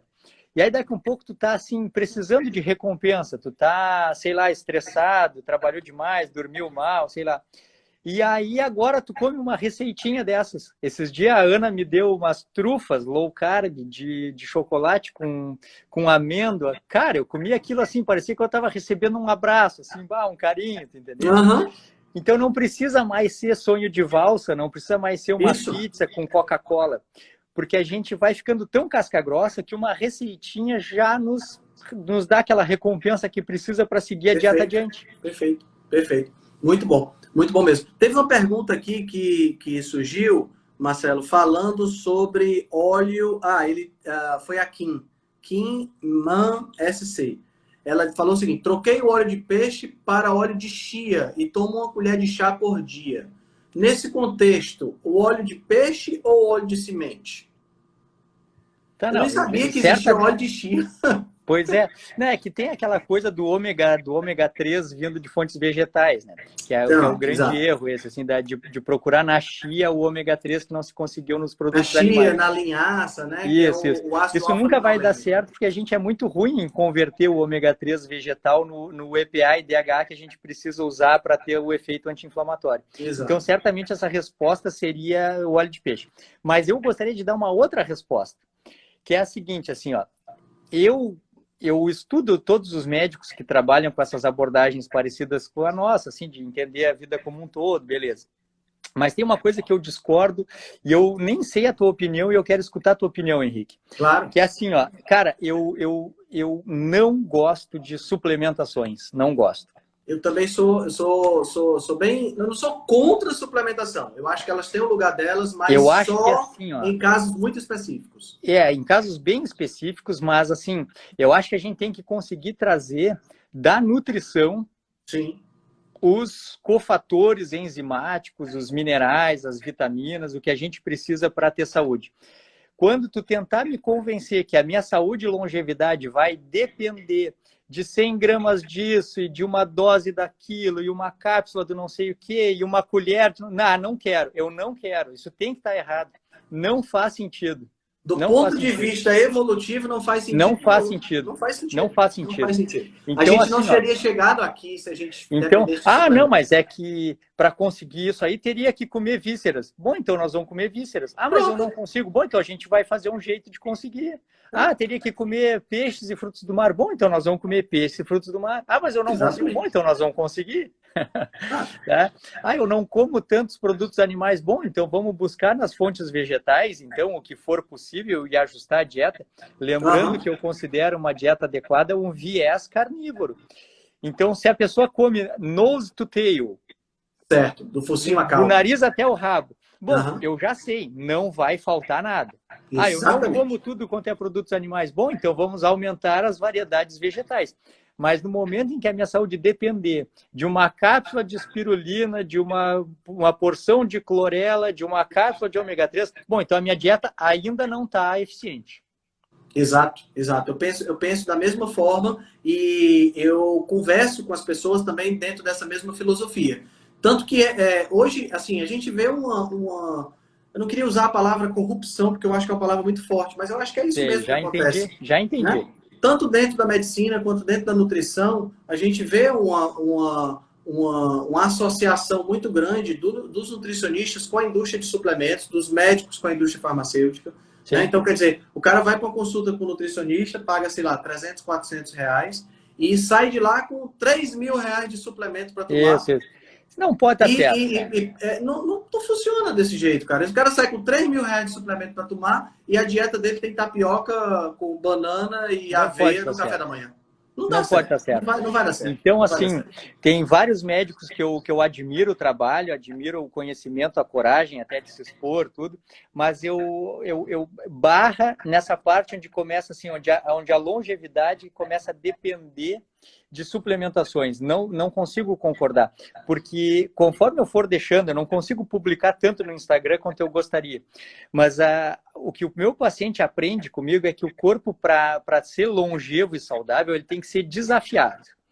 Pronto. Um corpo longevo e saudável é um corpo que é um sobrevivente, que passa por aqueles processos de hormeses, assim, de perceber que precisa se sobressair, é um desafio. Pronto, deixa eu te interromper só um instantinho, Marcelo. Essa questão da hormese, do desconforto, eu acho que ela é fundamental. A gente já está chegando em 1 hora de live já, por incrível que pareça. Que loucura, cara. Então o Instagram já corta a gente. Vamos fazer o seguinte, vamos encerrar essa live. Tá. Aí a gente Beleza. volta logo em seguida e aí a gente começa conversando sobre essa questão Beleza, da hormese, vamos. desconforto e tudo mais. Beleza? Show, beleza, Pronto, valeu. show de bola. Então a gente se encontra já de novo. Pessoal, Beleza. a gente vai só encerrar, a gente já volta, tá?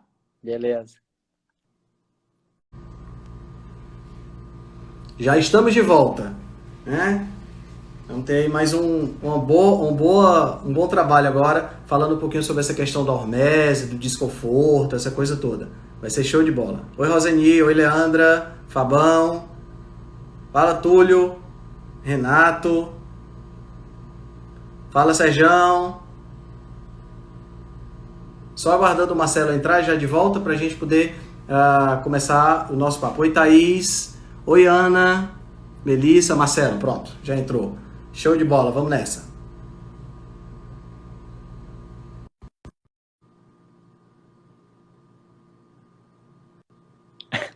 Ok, estamos de volta. Quem é o mais louco aqui, cara? Não sei quem é o mais louco, velho. Cara, eu sou apaixonado por isso, meu. Não tem, cara. E para mim, assim, o fato de eu estar conversando contigo, a gente nunca se viu pessoalmente, eu já te considero um amigo, brother. Isso aqui é bom demais. Com certeza, cara. Muito louco, muito louco. Então a gente estava falando exatamente sobre essa questão do desconforto, zona de conforto, desconforto, hormese. Vamos falar um pouquinho sobre esse assunto, porque é um tema que está muito em voga hoje, né? E a gente sabe que, por exemplo, sauna, o banho frio, todas essas coisas são fatores horméticos ambientais. E tem também aqueles fatores horméticos nutricionais, químicos, que a gente também poderia, teoricamente, utilizar, que a galera do carnivorismo até critica um pouco e tal. Vamos falar sobre todos esses tópicos, ver se a gente consegue avançar aí no conhecimento para a galera. Não, beleza. Eu sou um cara que eu vivi a minha vida e me formei achando que um corpo longevo seria um corpo poupado. Certo, entendi. Seria assim, não pode pegar sol, não pode pegar frio, não pode ficar de pés descalços, não pode sentir fome, entendeu? Tem que dormir 8 horas por noite.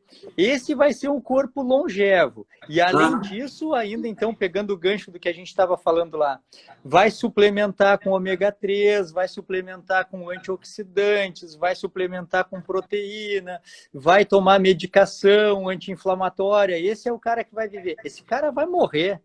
Isso é. Esse cara vai morrer, porque o corpo que sobrevive hoje, então hoje já se tem essa ideia maior, é um corpo que ativou os gatilhos genéticos de sobrevivência. Certo. Quando a gente poupa o corpo desses estímulos, na verdade a gente mina a capacidade dele de sobreviver.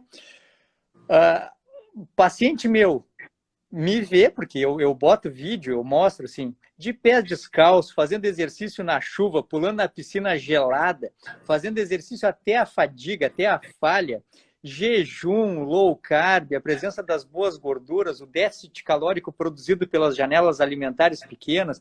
Cara, é isso que faz com que cada dia o corpo tenha que ativar rotas metabólicas e gatilhos genéticos. Sim. Que para quando tiver uma infecção, para quando tiver uma escassez, para quando tiver um momento de estresse, responder de maneira a sair melhor do que entrou. Sim, sim. Perfeito. Para o pessoal que não conhece, a hormese é aquela história de a quantidade faz o veneno, né?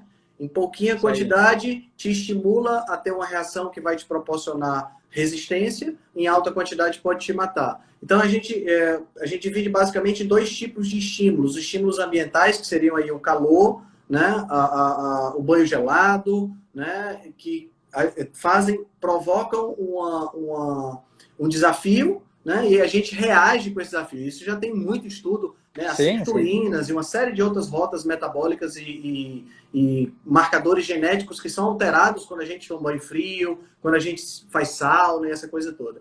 E tem também aquelas substâncias, né, presentes em alguns vegetais, presentes que podem estimular a produção de antioxidantes e de tudo mais, né, que é, por exemplo, é o sulforafano do brócolis, é a curcumina da cúrcuma, né? Isso aí, a gente sempre tem que entender que tudo isso tem a questão dose dependente. Né? Você não pode simplesmente jogar uma quantidade enorme disso aí, porque isso mudou a gente não muito. tem nem estudo sobre isso, né? Isso mudou muito o entendimento, porque assim, ó, antigamente eu comia uma salada de brócolis, eu comia algum vegetal, com a ideia de que aquilo ali estaria me nutrindo muito mais do que qualquer outra fonte de nutrientes, e aquilo que eu estava conseguindo dali, eu não conseguiria de outras fontes, a necessidade de consumo dos produtos vegetais. E hoje, quando eu consumo, como eu te disse, eu sou um onívoro, eu consumo tudo, mas hoje, quando eu consumo mais produtos vegetais, eu consumo mais pensando no dano que eles podem me causar e o que o meu corpo vai fazer para sobreviver, do que o benefício do que realmente ele me traz. Porque se eu como fígado, se eu como peixe, se eu como camarão, se eu como carne gorda, se eu como carne magra, cara, eu não preciso que nenhum vegetal me traga nutrientes.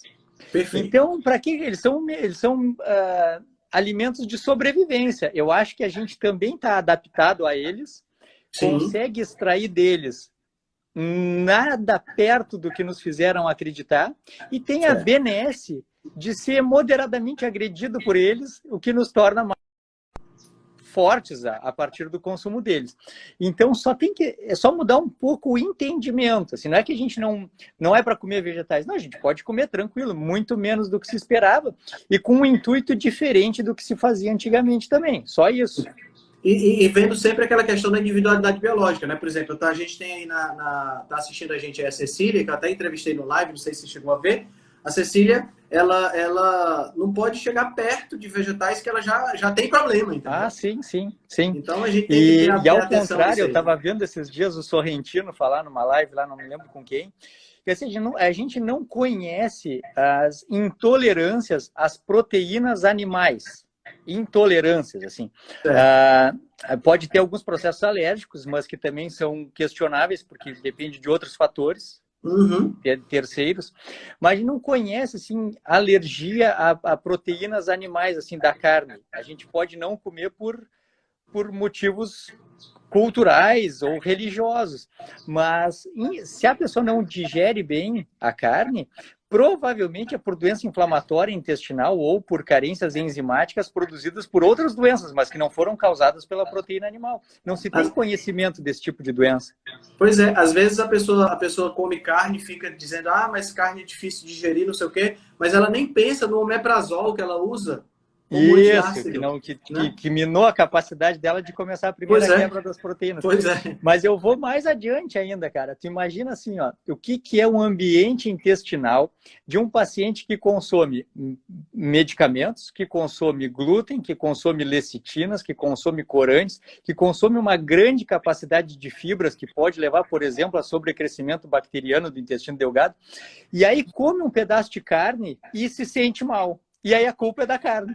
Isso me lembra, né? A gente tem mais ou menos a mesma faixa etária. Isso me lembra uma propaganda que tinha antigamente, que o cara comia uma feijoada com não sei o que, aí, no final ele dizia assim, mas aquela azeitona que tinha feito mal. Lembra dessa propaganda? Foi, nossa senhora. Então, quer dizer, o cara tem uma vida totalmente destruidora da mucosa gastrointestinal, e a culpa é da carne vermelha. Isso, é isso aí. Ovo, tá? Não é comum, mas existe, assim, a alergia à proteína do leite, do ovo, isso existe, beleza. Só que até isso, para um adulto jovem, até isso eu questiono num primeiro momento, porque um paciente que vem de uma dieta super processada, pró-inflamatória, eu não posso dizer na primeira consulta se aquelas intolerâncias todas que ele tem são de fundo genético mesmo e aquilo vai se perpetuar. Então, eu sempre proponho uma abordagem mais restritiva no momento, assim, excludente, E depois, não, mas isso eu não posso comer. Não sei, vamos ver. Aí, em geral, eu trabalho com a nutricionista junto, a gente vai trazendo as coisas de volta. Porque uma coisa é um ambiente metabólico, um ambiente intestinal adequado, e o outro é um ambiente intestinal completamente doente. São coisas diferentes, né? E as pessoas, elas nem se tocam, sabe, Marcelo, que a área que nós temos de sistema digestivo, ela é uma área gigantesca, né? Na realidade, se a gente parar para pensar, a interface pele-ambiente, ela é menor, muito menor, do que a interface intestino-ambiente. Com certeza. Né? Se você pegar o intestino, que tem aquelas vilosidades, as microvilosidades, vamos esticar isso aí. Esticar tudinho, são 200 metros quadrados de área em contato direto com comida, com resto de comida, com bactéria pra caramba. E a gente nem pensa nesse assunto porque parece que tá tudo bem, tá tudo lá dentro. Cara, esse é um ponto assim, ó. Tem uma parte dos workshops que eu sempre paro e desenho assim o intestino e digo que o que está dentro, eu até tenho que fazer uma postagem sobre isso e não consegui parar para fazer, que o que está dentro do intestino não está dentro da gente, ainda esse é um outro conceito externo, muito interessante, é o meio externo. Pois é. O que está no intestino está na rua, e a interface lá, a face intestinal, a mucosa intestinal é o que protege a agressão do meio externo para o nosso meio interno.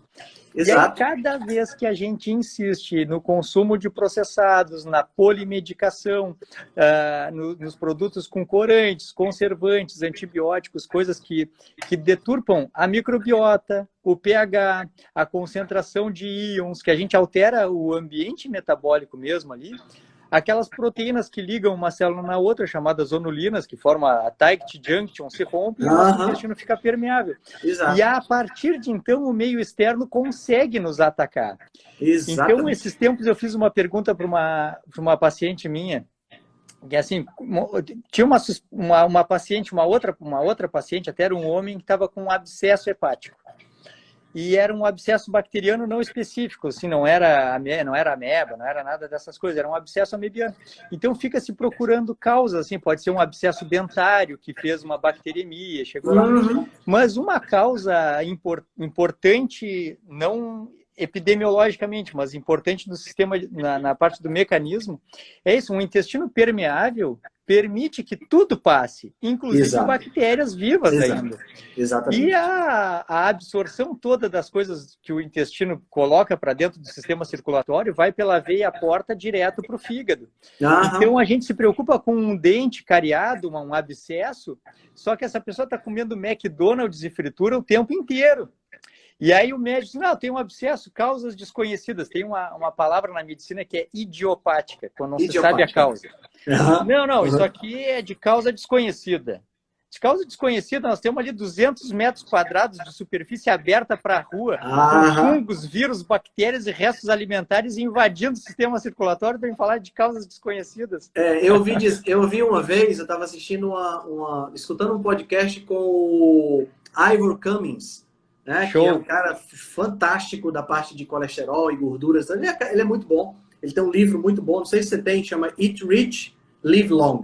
Né, que coma de forma rica e viva muito. Né? Depois eu te mando o link para você dar uma olhada. Cara, é muito massa. E aí ele estava falando que essas doenças idiopáticas eram chamadas de idiopáticas porque o idiota não sabia diagnosticar. É quase que uma piada pronta, né, cara? Não é quase uma piada pronta. Muitas das coisas... Assim como assim, agora já se sabe e já se chama o Alzheimer de diabetes tipo 3 por ser uma resistência à insulina específica de grupos neuronais. Isso. Mas até então era uma coisa assim que dependia de gatilhos genéticos. Eu cheguei a fazer um trabalho na faculdade, apolipoproteína E, ApoE, gatilhos genéticos disparando. Mas no final, como produzir diabetes tipo 3 num paciente que nunca tenha resistência à insulina? Então, o gatilho genético depende de uma condição metabólica ligada ao estilo de vida, o que é óbvio. Exato. A história do intestino é isso aqui, ó. Se a gente parar para pensar, aqui é boca e aqui é ânus. É isso aí. Né? Então, isso aqui, apesar da gente achar que está dentro, na realidade ainda não está. É uma interface do nosso corpo. Né? E você não cuidar dessa interface, sabe, Marcelo? É um negócio assim, é surreal o que a gente consegue de agressão quando a gente aumenta essa permeabilidade, né? Faz com que a gente tenha esse leaky gut, como é chamado, né? Porque as células, elas têm todas elas são bem estruturadas, né? E aí você vai agredindo, a comida vai passando por aqui e as bactérias que tem lá dentro não são bactérias interessantes porque você já está comendo errado também. E aí as lectinas vão afrouxando essas ligações e abre um espaço gigantesco de entrada de todo tipo de coisa. Não é sempre que eu falo, porque a pessoa tem que ter um desprendimento bom para entender isso. Assim. Então, como eu disse, as consultas já são gigantes, não é sempre que eu falo. Mas eu falo quando a pessoa tem marcadores inflamatórios positivos, principalmente os que predispõem a doenças autoimunes, como FAM positivo, como antitiriperoxidase, como coisas que têm a ver com a parte autoimune do processo imunológico. Porque quando tu tem um ataque dessa monta no intestino inteiro, sendo agredido por bactérias, fungos, vírus, proteínas inteiras ainda não digeridas, o sistema imunológico não consegue dar conta de produzir anticorpos específicos para cada agressor e começa a errar numericamente e começa a produzir doenças autoimunes. Então, até mesmo as doenças autoimunes, Henrique Altran, eu também ponho em xeque, assim, em muitos casos, porque pode ser também derivados do estilo de vida, leaky gut, inflamação crônica, vitamina D baixa por baixa exposição ambiental. Cara, o resumo de tudo sempre é: o paradigma evolutivo e as adequações biológicas são superiores ao que a medicina e a epidemiologia conseguem nos oferecer hoje. Não tem para onde fugir, cara. É verdade, é verdade. Você tem toda a razão. E assim, através dessa alimentação muito rica em ultraprocessados, é o que a gente vê hoje, né, na grande maioria das pessoas, você tem uma carga que ambientalmente não existe. Né? Porque, por exemplo, o cara come um pedaço de pão, né? Come um pão. A quantidade de lectinas, de glúten que tem aquilo ali, a agressão que ele vai causar no intestino, nenhum alimento não processado vai causar a mesma Não conseguiria isso nem com a maior quantidade de lectinas e oxalatos possível em qualquer alimento não processado. Né? É uma desproporção muito grande. O que me faz lembrar de te comentar uma coisa, Henrique, que é o seguinte, assim, ó, não, mas eu não sou celíaco, então eu posso consumir. Não, mas eu não sou diabético, então eu posso comer. A grande coisa é assim, ó, a gente tem uma genética que a diferença genética entre eu e tu, ela é uma casa decimal, assim, lá perto do 100%. Exatamente. E a gente tem genes que podem estar presentes ou não, ou estando presentes, eles podem estar desligados ou ligados, de uma maneira que é um detalhe tão pequeno que me faz pensar no seguinte raciocínio, assim, ó. Tá, tem o celíaco, que produz uma resposta alérgica intensa ao glúten. Tem o paciente assintomático não celíaco. E no meio do caminho tem o paciente com sintomas, mas que não é celíaco.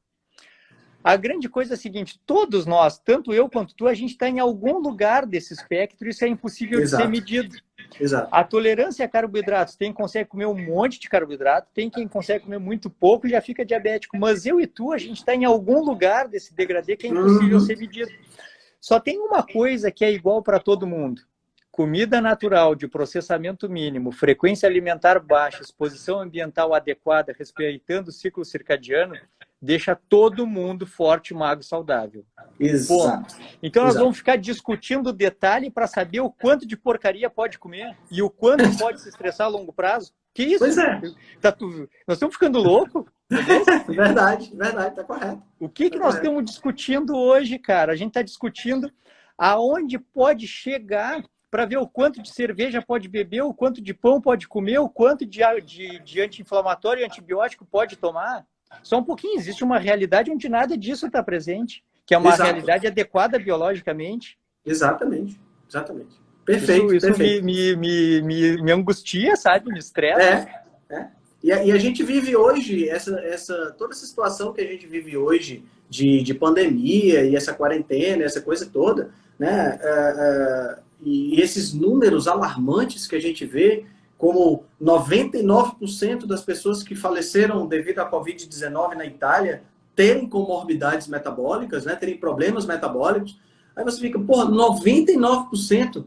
Quer dizer, as pessoas que têm a nossa maneira de interagir com o ambiente, né? Com alimentos minimamente processados, essa coisa toda, são pessoas que podem até pegar o coronavírus, mas... A chance de se sobressair é muito maior. Isso eu comento assim, ó. O que eu comento também nas consultas no workshop? Eu não vou dar 100% de garantia que eu, Marcelo, não vou adoecer. Eu posso adoecer, claro, é uma loteria, claro, é uma loteria. Claro. Eu não vou dizer que eu não vou ter um tumor, é uma loteria. Mas eu tive uma prova assim, um exemplo legal para o bem dessa semana, que um paciente meu, ele super saudável, forte, magro, ele teve e super se cuida, de um ano para cá pelo menos. Antes, como todos nós, viveu uma vida despretensiosa, depois passou a se cuidar, mas conseguiu um corpo forte, um corpo saudável, marcadores bioquímicos muito bons, e esse cara tinha um tumor renal que ninguém sabia. E aí esse tumor renal rompeu e sangrou. E sangrou um monte. Esse cara quase morreu. Foi operado às pressas. E aí o médico que operou ele, não sei, não me lembro em que cidade ele está, Florianópolis, acho que é. Aí o médico atendeu ele, depois comentou assim, olha, a chance de morte era muito grande. Tu só conseguiste sobreviver porque tem uma reserva funcional, uma saúde tão boa, que o teu corpo aguentou esse desaforo e se sobressaiu, e está saudável, e saiu, deu alta e está tudo bem. Então é sobre isso que nós estamos falando, nós não estamos falando sobre imortalidade. A gente está falando claro que não. Receber estímulos do ambiente e ter uma resposta possível. Exato. Agora, tu imagina a mesma doença num paciente obeso, hipertenso, diabético, inflamado cronicamente, por intestino permeável, entendesse? Não tem como sobreviver.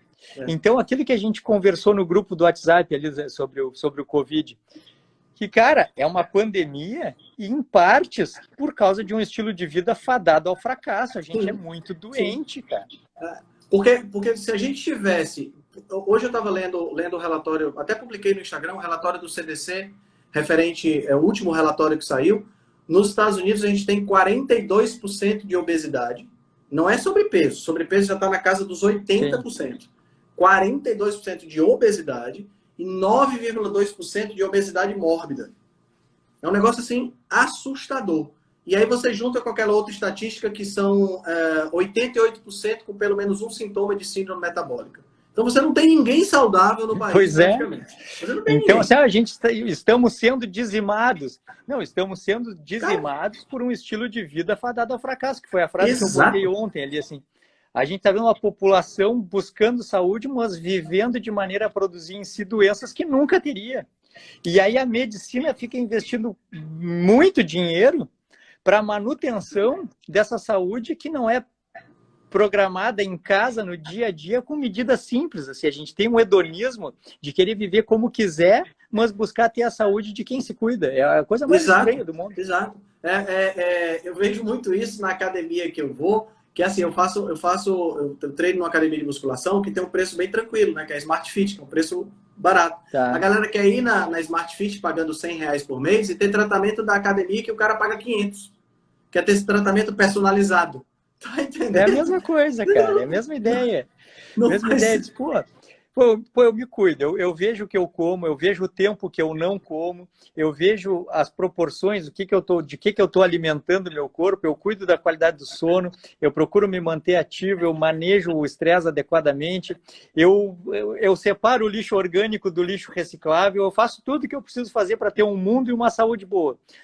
E aí tem que escutar, Deus, por que eu estou tendo dor de cabeça? Por que eu estou tendo dor de barriga? Por que eu estou estufado? Por que eu estou fraco? Eu disse, olha, essa pergunta seria estranha se eu estivesse fazendo, porque tu certamente deve sentir tudo isso. Está obeso, hipertenso, não se cuida, não Exato. Tem nenhum nível de autocuidado.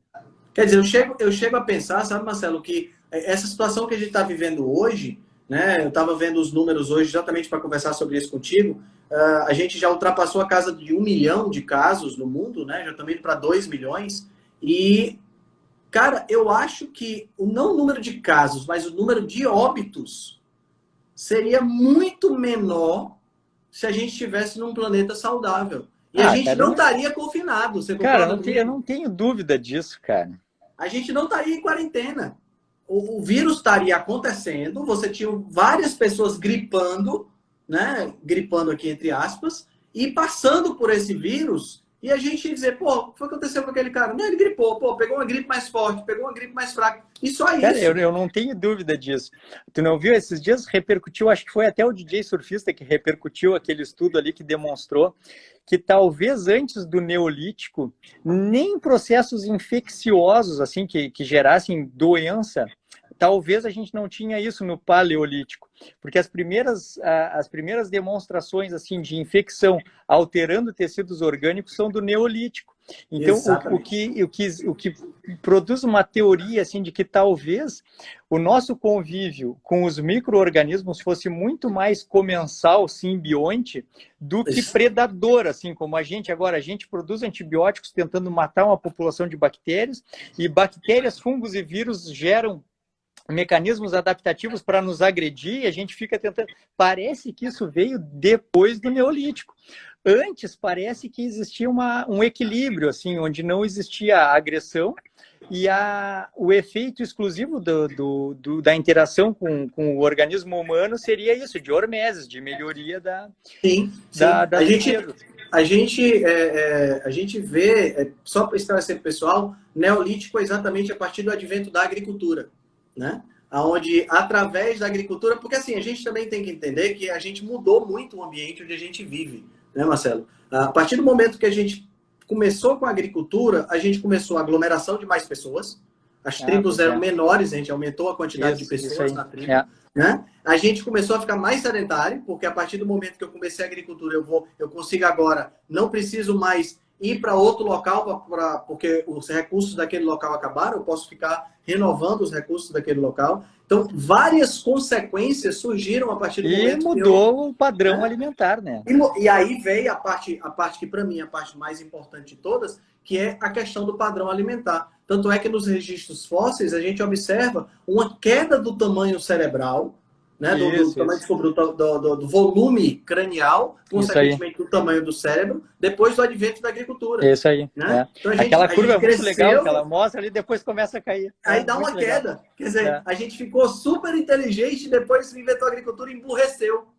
E assim, quando a gente fala emburrecer, o pessoal pode até parecer uma palavra assim meio agressiva, mas se a gente parar para pensar, hoje, aí a gente volta para aquela questão do desafio. Quais são os desafios que nós temos hoje?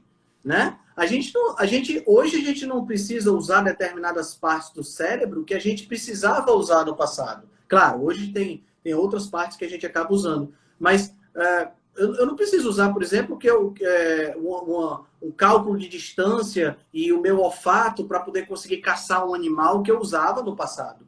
Né? Então, e quando a gente acaba tendo que usar isso hoje, eventualmente o resultado é catastrófico. Exato. Porque esses dias eu estava pensando, assim, eu escutei algum, não sei se era, não me lembro quem foi que estava comentando, acho que era o Conrado que estava na live falando lá, que por que só tem notícia ruim na TV, né, cara? A gente não vê, assim, as comemorações e a parte boa.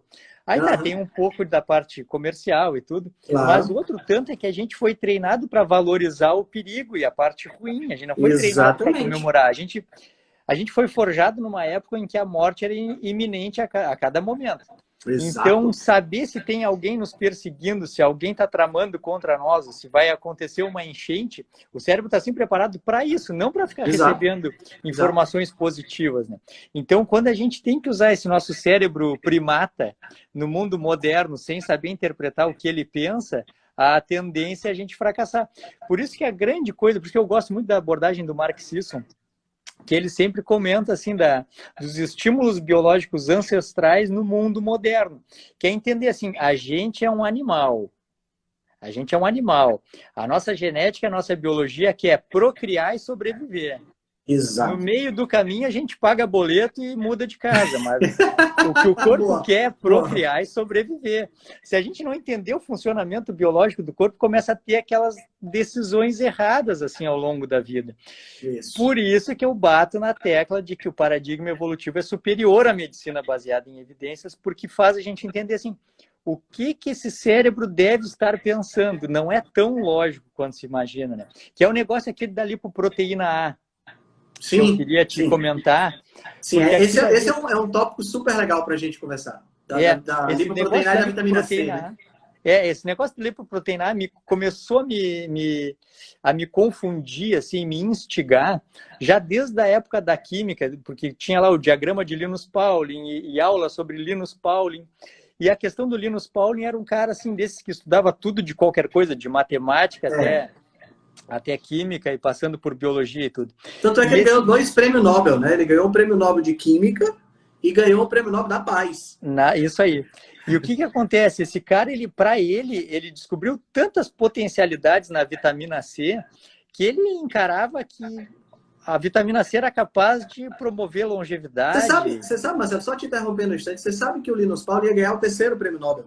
Porque ele estava na corrida com o Watson e Crick para desvendar a estrutura do DNA. Putz. A única questão é que o Linus Pauling tinha na cabeça dele que o DNA era uma tripla hélice. E o Watson e Crick estavam montando um modelo de dupla hélice, que acabou se confirmando como sendo o modelo real. Tá entendendo? Quer dizer, não, o Linus Pauling é assim, por isso é que essa questão da vitamina C é uma questão tão enraizada da ciência. Porque o cara que pesquisou sobre isso, ele não era qualquer pessoa, entendeu? Sim. Ele era um cara que tinha muito respaldo. E né? tinha os motivos dele, né? Sim. Aí uma das coisas que intrigou até o próprio Linus Pauling, e essa resposta ela nunca foi elucidada. Assim, eu fiz uma revisão, pedi para uma colaboradora minha que busca nos índices, assim, e não tem ele não conseguiu uma comprovação da teoria do mecanismo que ele propôs. Mas o que se percebeu? Que os mamíferos que não produzem vitamina C, porque perderam essa enzima nos processos evolutivos, alguns deles têm um aumento da lipoproteína A, concomitantemente ao fato de que esses pacientes, essas pessoas que têm lipoproteína A aumentada, conseguem sobreviver com muito menos vitamina C do que quem não tem essa mutação. Esclarece para o pessoal que é a lipoproteína A. Lipoproteína A é mais uma das lipoproteínas transportadoras de lipídios que a gente que produz, porque as gorduras são insolúveis em água, então para ser transportadas precisam de um transportador lipoproteico, que tem uma cabeça polar e uma cauda apolar para transportar a gordura na corrente sanguínea. E essa lipoproteína A específica, essa lipoproteína A, ela é hoje associada com doenças cardiovasculares. Quem tem lipoproteína A aumentada parece ter uma chance maior de doenças cardiovasculares. A grande questão é que talvez isso não seja verdade, porque se a lipoproteína A aumentada infere a necessidade menor de carboidrato, na verdade o que mata é expor essa pessoa a uma dieta de alto carboidrato e não a tendência maior de ter doença cardiovascular em si. Eu não sei se eu consegui explicar, mas assim, um paciente que tem lipoproteína bem aumentada, nos dias de hoje, estatisticamente morre mais de doença cardiovascular. Mas hoje a gente come muita gordura ruim, come carboidratos processados, tem uma dieta de alto carboidrato. Essa pessoa se sairia melhor, por exemplo, hipoteticamente, numa dieta carnívora, numa dieta de muito baixo carboidrato. Sim. Então, como é que a gente vai poder testar isso se a dieta carnívora ou as dietas de baixo carboidrato são mal vistas, né? Esse aqui é o problema. Então, a gente cai numa armadilha estatística que não faz sentido do ponto de vista evolutivo. E o que eu percebo no consultório é que quando eu atendo um paciente com lipoproteína aumentada, ele se dá muito bem em dietas de baixo carboidrato, o perfil lipídico responde muito bem e ele adora. Diz, não, mas então eu não preciso comer mais nada. Eu disse, olha, precisar, tu não precisa. Tu pode manter uma dieta adequada, de processamento mínimo, mas um cara com 130, 150 de lipoproteína A, não come nada de carboidrato, tu dosa a vitamina C no sangue, na urina e está normal. Como é possível, né? Eu estava lendo esses dias no livro do Paul Saladino exatamente sobre essa questão da vitamina C.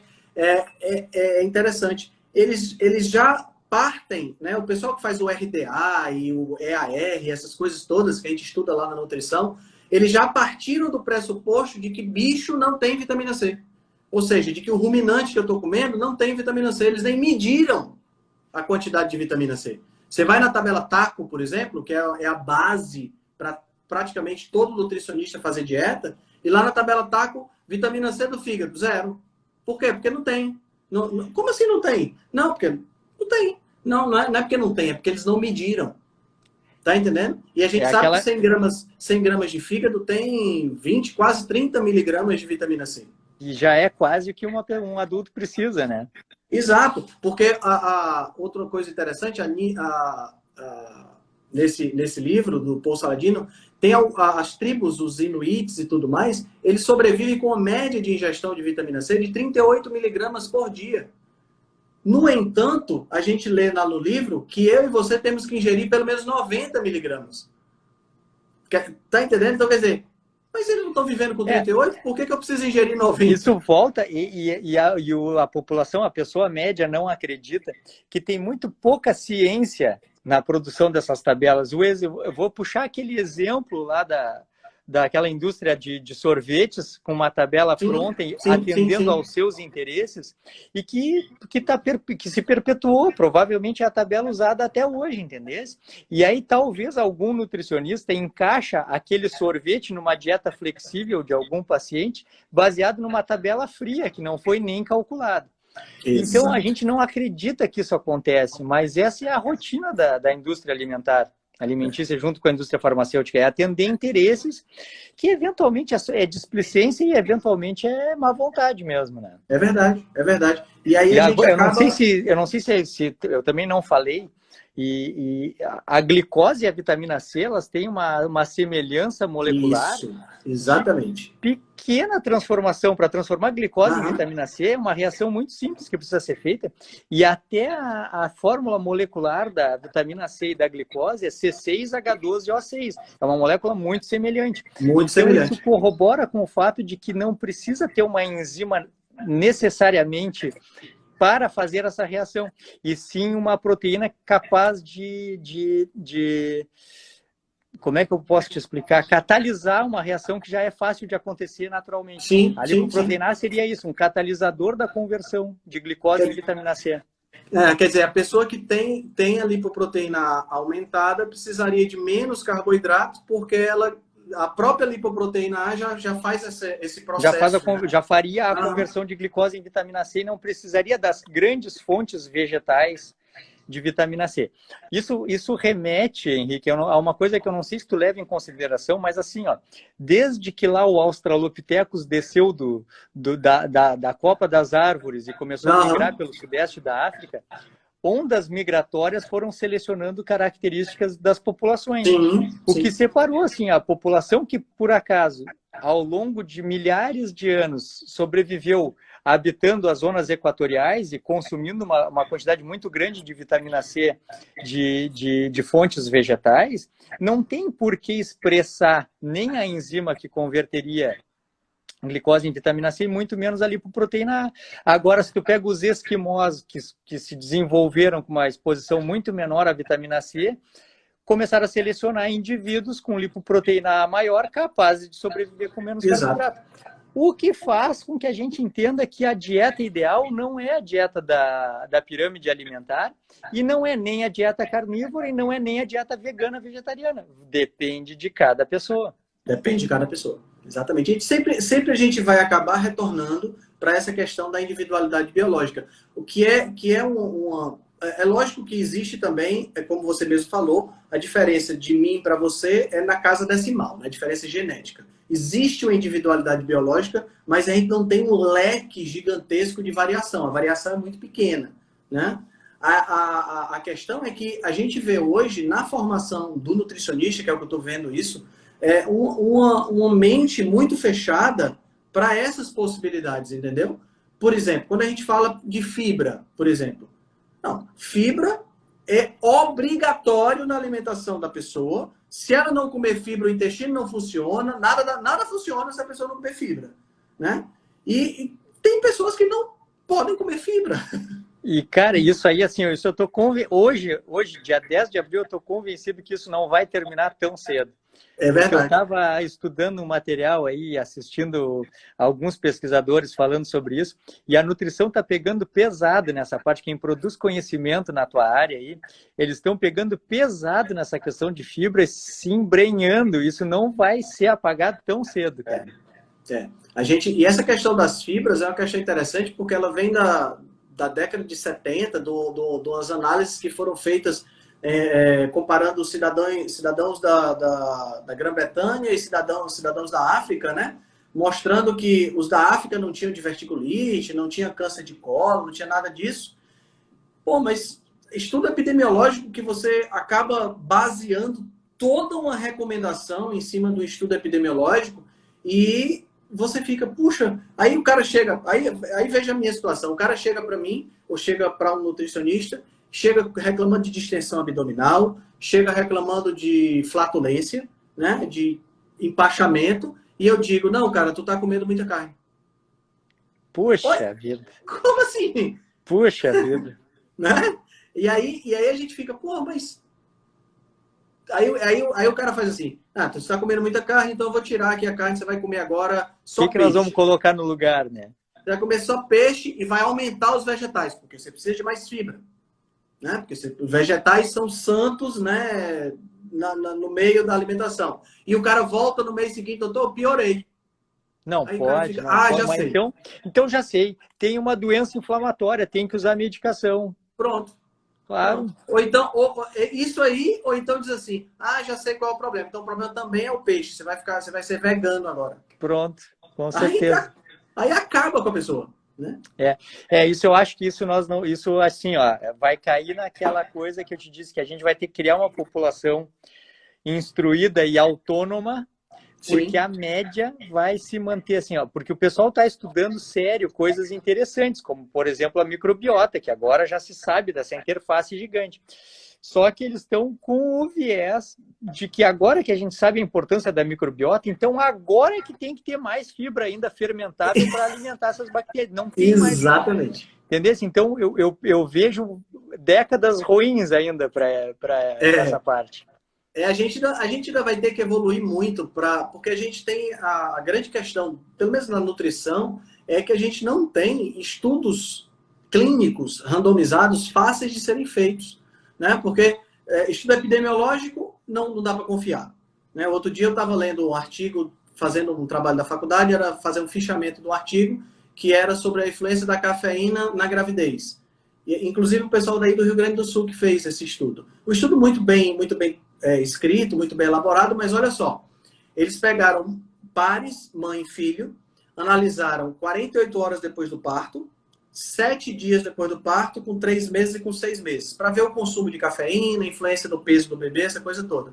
O questionário de frequência alimentar, Marcelo, tinha 96 alimentos diferentes. Nossa! E cada um desses alimentos, a mulher precisava escolher entre 8 respostas diferentes. Nossa, impossível fazer isso, Não, cara. Impossível para mim e para você. Agora, imagina para uma mãe que acabou de dar à luz. O menino chorando, a mãe não consegue amamentar direito porque está com dor ainda, o menino não sabe toda essa situação e ela vai ter que responder um questionário com 768 possibilidades de resposta. Quer dizer, quão fidedigno pode ser isso, né? Nunca vou ter um fidedigno. Então a epidemiologia não tem condições. Aí a gente vai para o ensaio clínico randomizado. Só que aí quando chega no ensaio clínico randomizado, se eu te dou a comida para você comer, como é que eu vou garantir que você está realmente comendo? Se eu não te dou a comida, se eu só te dou uma orientação, eu não estou analisando a comida, estou analisando a orientação. Né? Então, realmente, o estudo da nutrição é uma questão muito complexa. Mas aí volta para essa questão mais ancestral. Caramba, onde é que nós chegamos? Que ponto nós chegamos na nossa vida, né? Onde a gente precisa de um profissional para ensinar a gente a comer? Isso é uma coisa que me enlouquece, cara. Esses dias eu recebi um WhatsApp de uma paciente assim, ó, porque eu estava batendo muito na tecla do ciclo circadiano, né? Eu botei até umas postagens ali no Instagram falando da necessidade do sono reparador, etc. E dizendo que a quebra desse ciclo circadiano tem alterações fisiológicas importantes, no humor, da memória e tudo. E aí tem uma paciente que tem um filho que tem hiperatividade, é medicado para hiperatividade. E ao mesmo tempo tem uma dieta que não é nada boa, uma dieta padrão, farináceos, etc. E vai dormir às 3, 4 da madrugada. E aí me mandou um WhatsApp me pedindo assim, ó, Eu gostaria, Marcelo, que tu me mandasse uns trabalhos demonstrando a importância que, se é que realmente tem a importância de dormir mais cedo e acordar mais cedo para tratar isso, porque o meu marido não acredita. Ele diz, não, então eu faço o seguinte, eu te dou esses trabalhos, mas primeiro eu quero que me traga trabalhos dizendo que pode comer de tudo e dormir a hora que quiser, que não dá problema nenhum, porque eu estou saindo da hipótese nula. Eu estou saindo da hipótese nula que diz que uma dieta biologicamente adequada, num ciclo circadiano adequado, tem um melhor desfecho metabólico. Eu preciso que alguém prove que eu estou errado. Eu não tenho que provar que eu estou certo.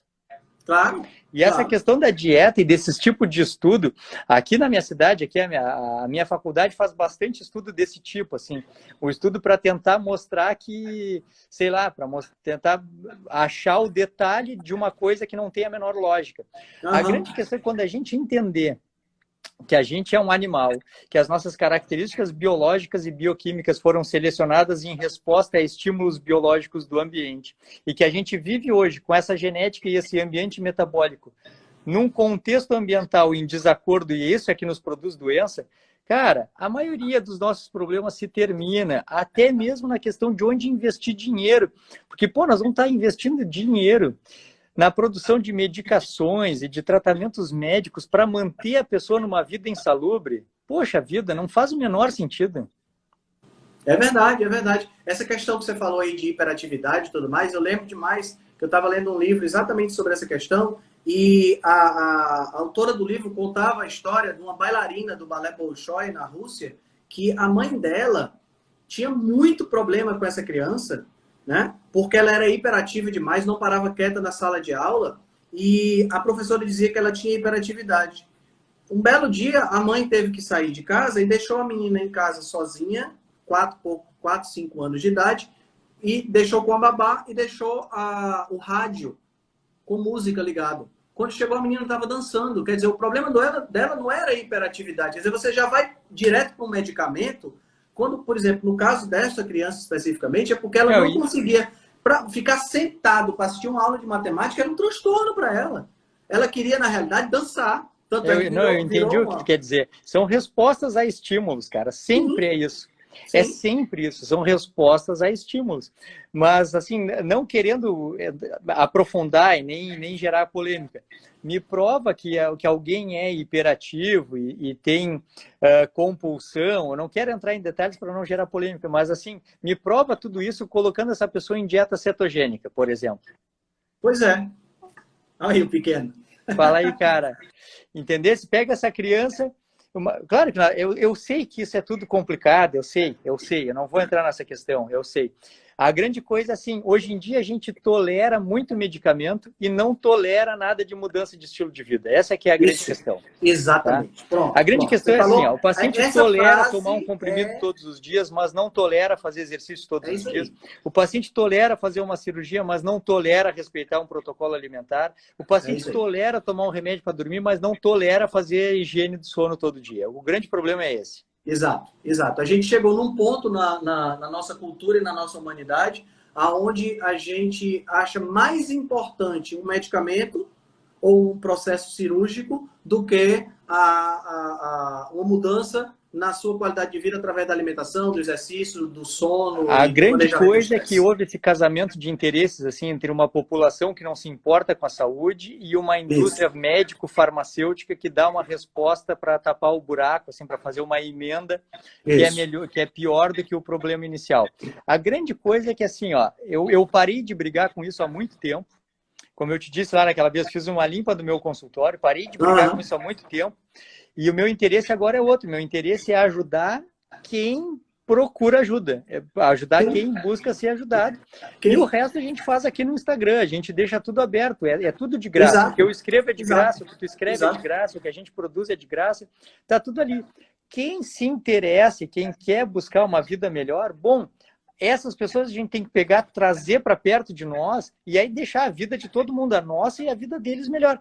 Mas a média é muito ruim, Henrique Altran. A média vive uma vida despretensiosa com resultados muito ruins e tolera medicações, atitudes externas e não faz nada para mudar. A verdade é essa.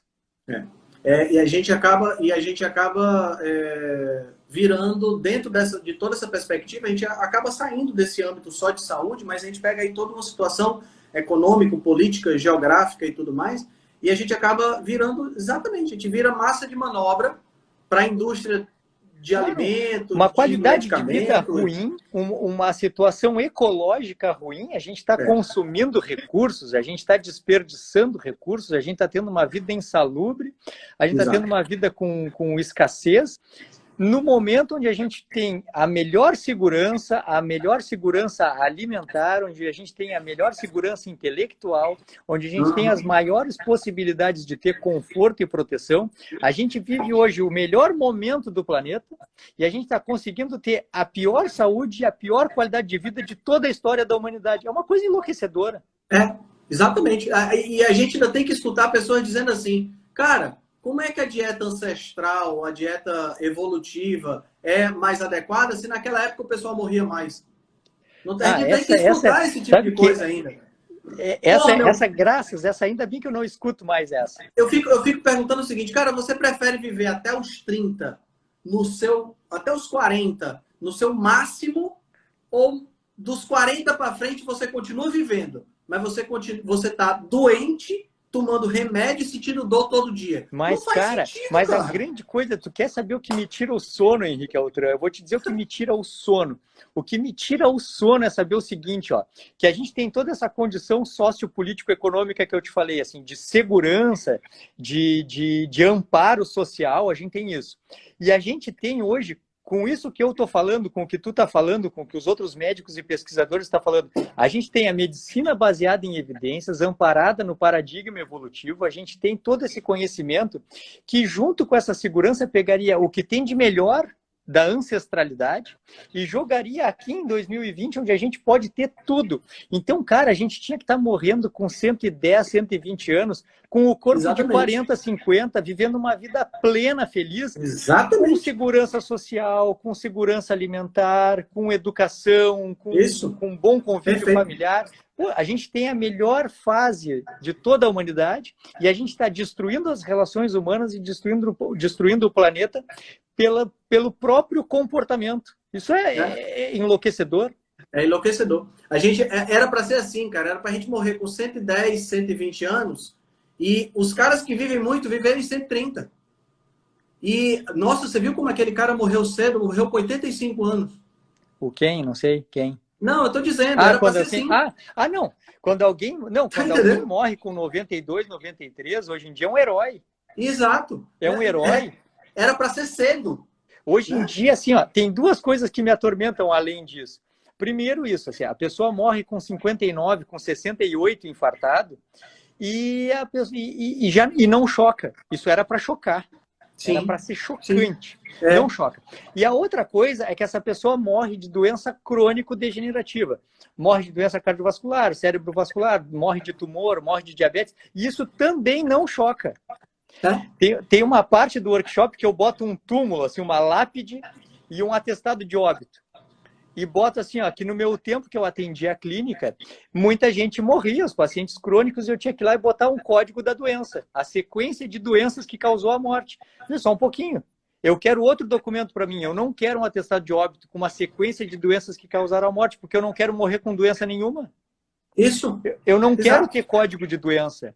Eu quero passar dos 100 anos bem e quero morrer de morte natural por apoptose de um grupo celular do coração que não tenha doença associada. Então, quando a gente tolera que é normal ter um documento com sequência de doenças, que é normal que a pessoa morra de doença crônica, que não era nem para existir, e que morra na 5ª ou na 6ª década de vida, é que a gente não entende nada sobre saúde e longevidade mesmo.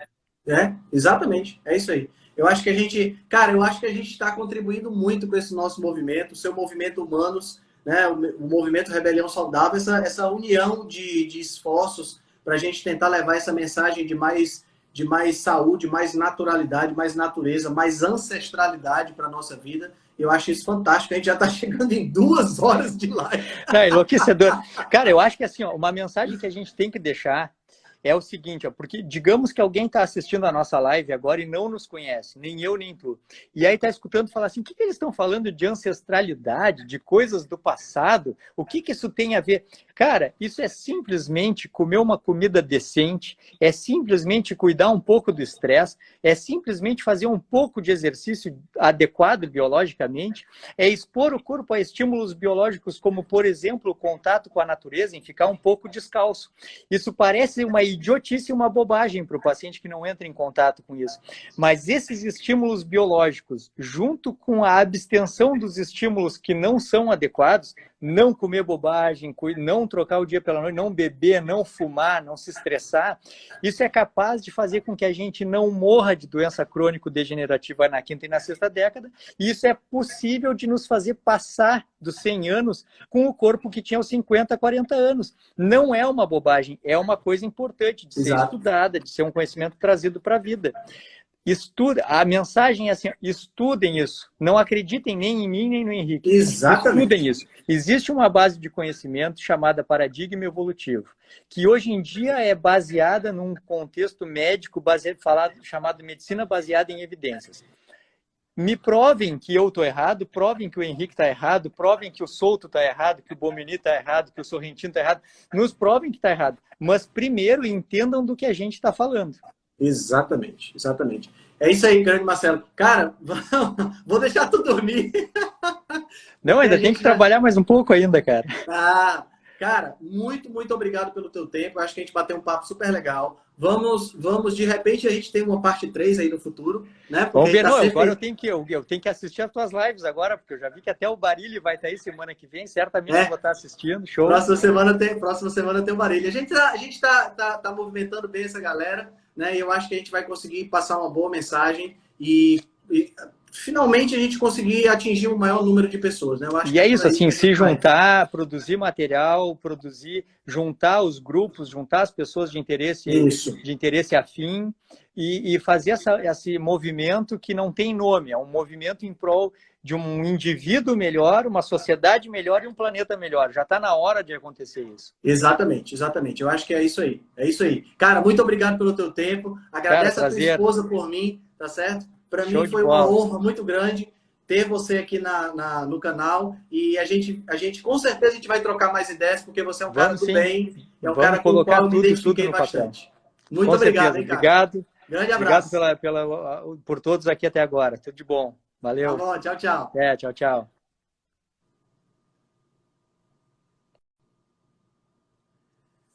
Uau, que live show de bola! Quase 2 horas de live, foi absolutamente fantástico. Eu tô realmente, assim, eu vou escutar de novo esse podcast, porque realmente foi muito bom. Muito, muito bom mesmo. E eu acho que todos vocês tiveram aí uma impressão muito positiva de tudo aquilo que a gente está procurando fazer, né? Então, para encerrar, saibam que essa live vai estar gravada no meu podcast. É só vocês procurarem no Spotify, procurar no Apple Podcast, no Google Podcast. Procura lá Rebelião Saudável. Você já vai ter essa live gravada. Já vai estar lá online para você ver. Tá bom? Muito obrigado pela audiência. Muito obrigado a todos vocês. Fiquem seguros, fiquem em casa. E eu espero que todos vocês fiquem super saudáveis. Muito, muito obrigado.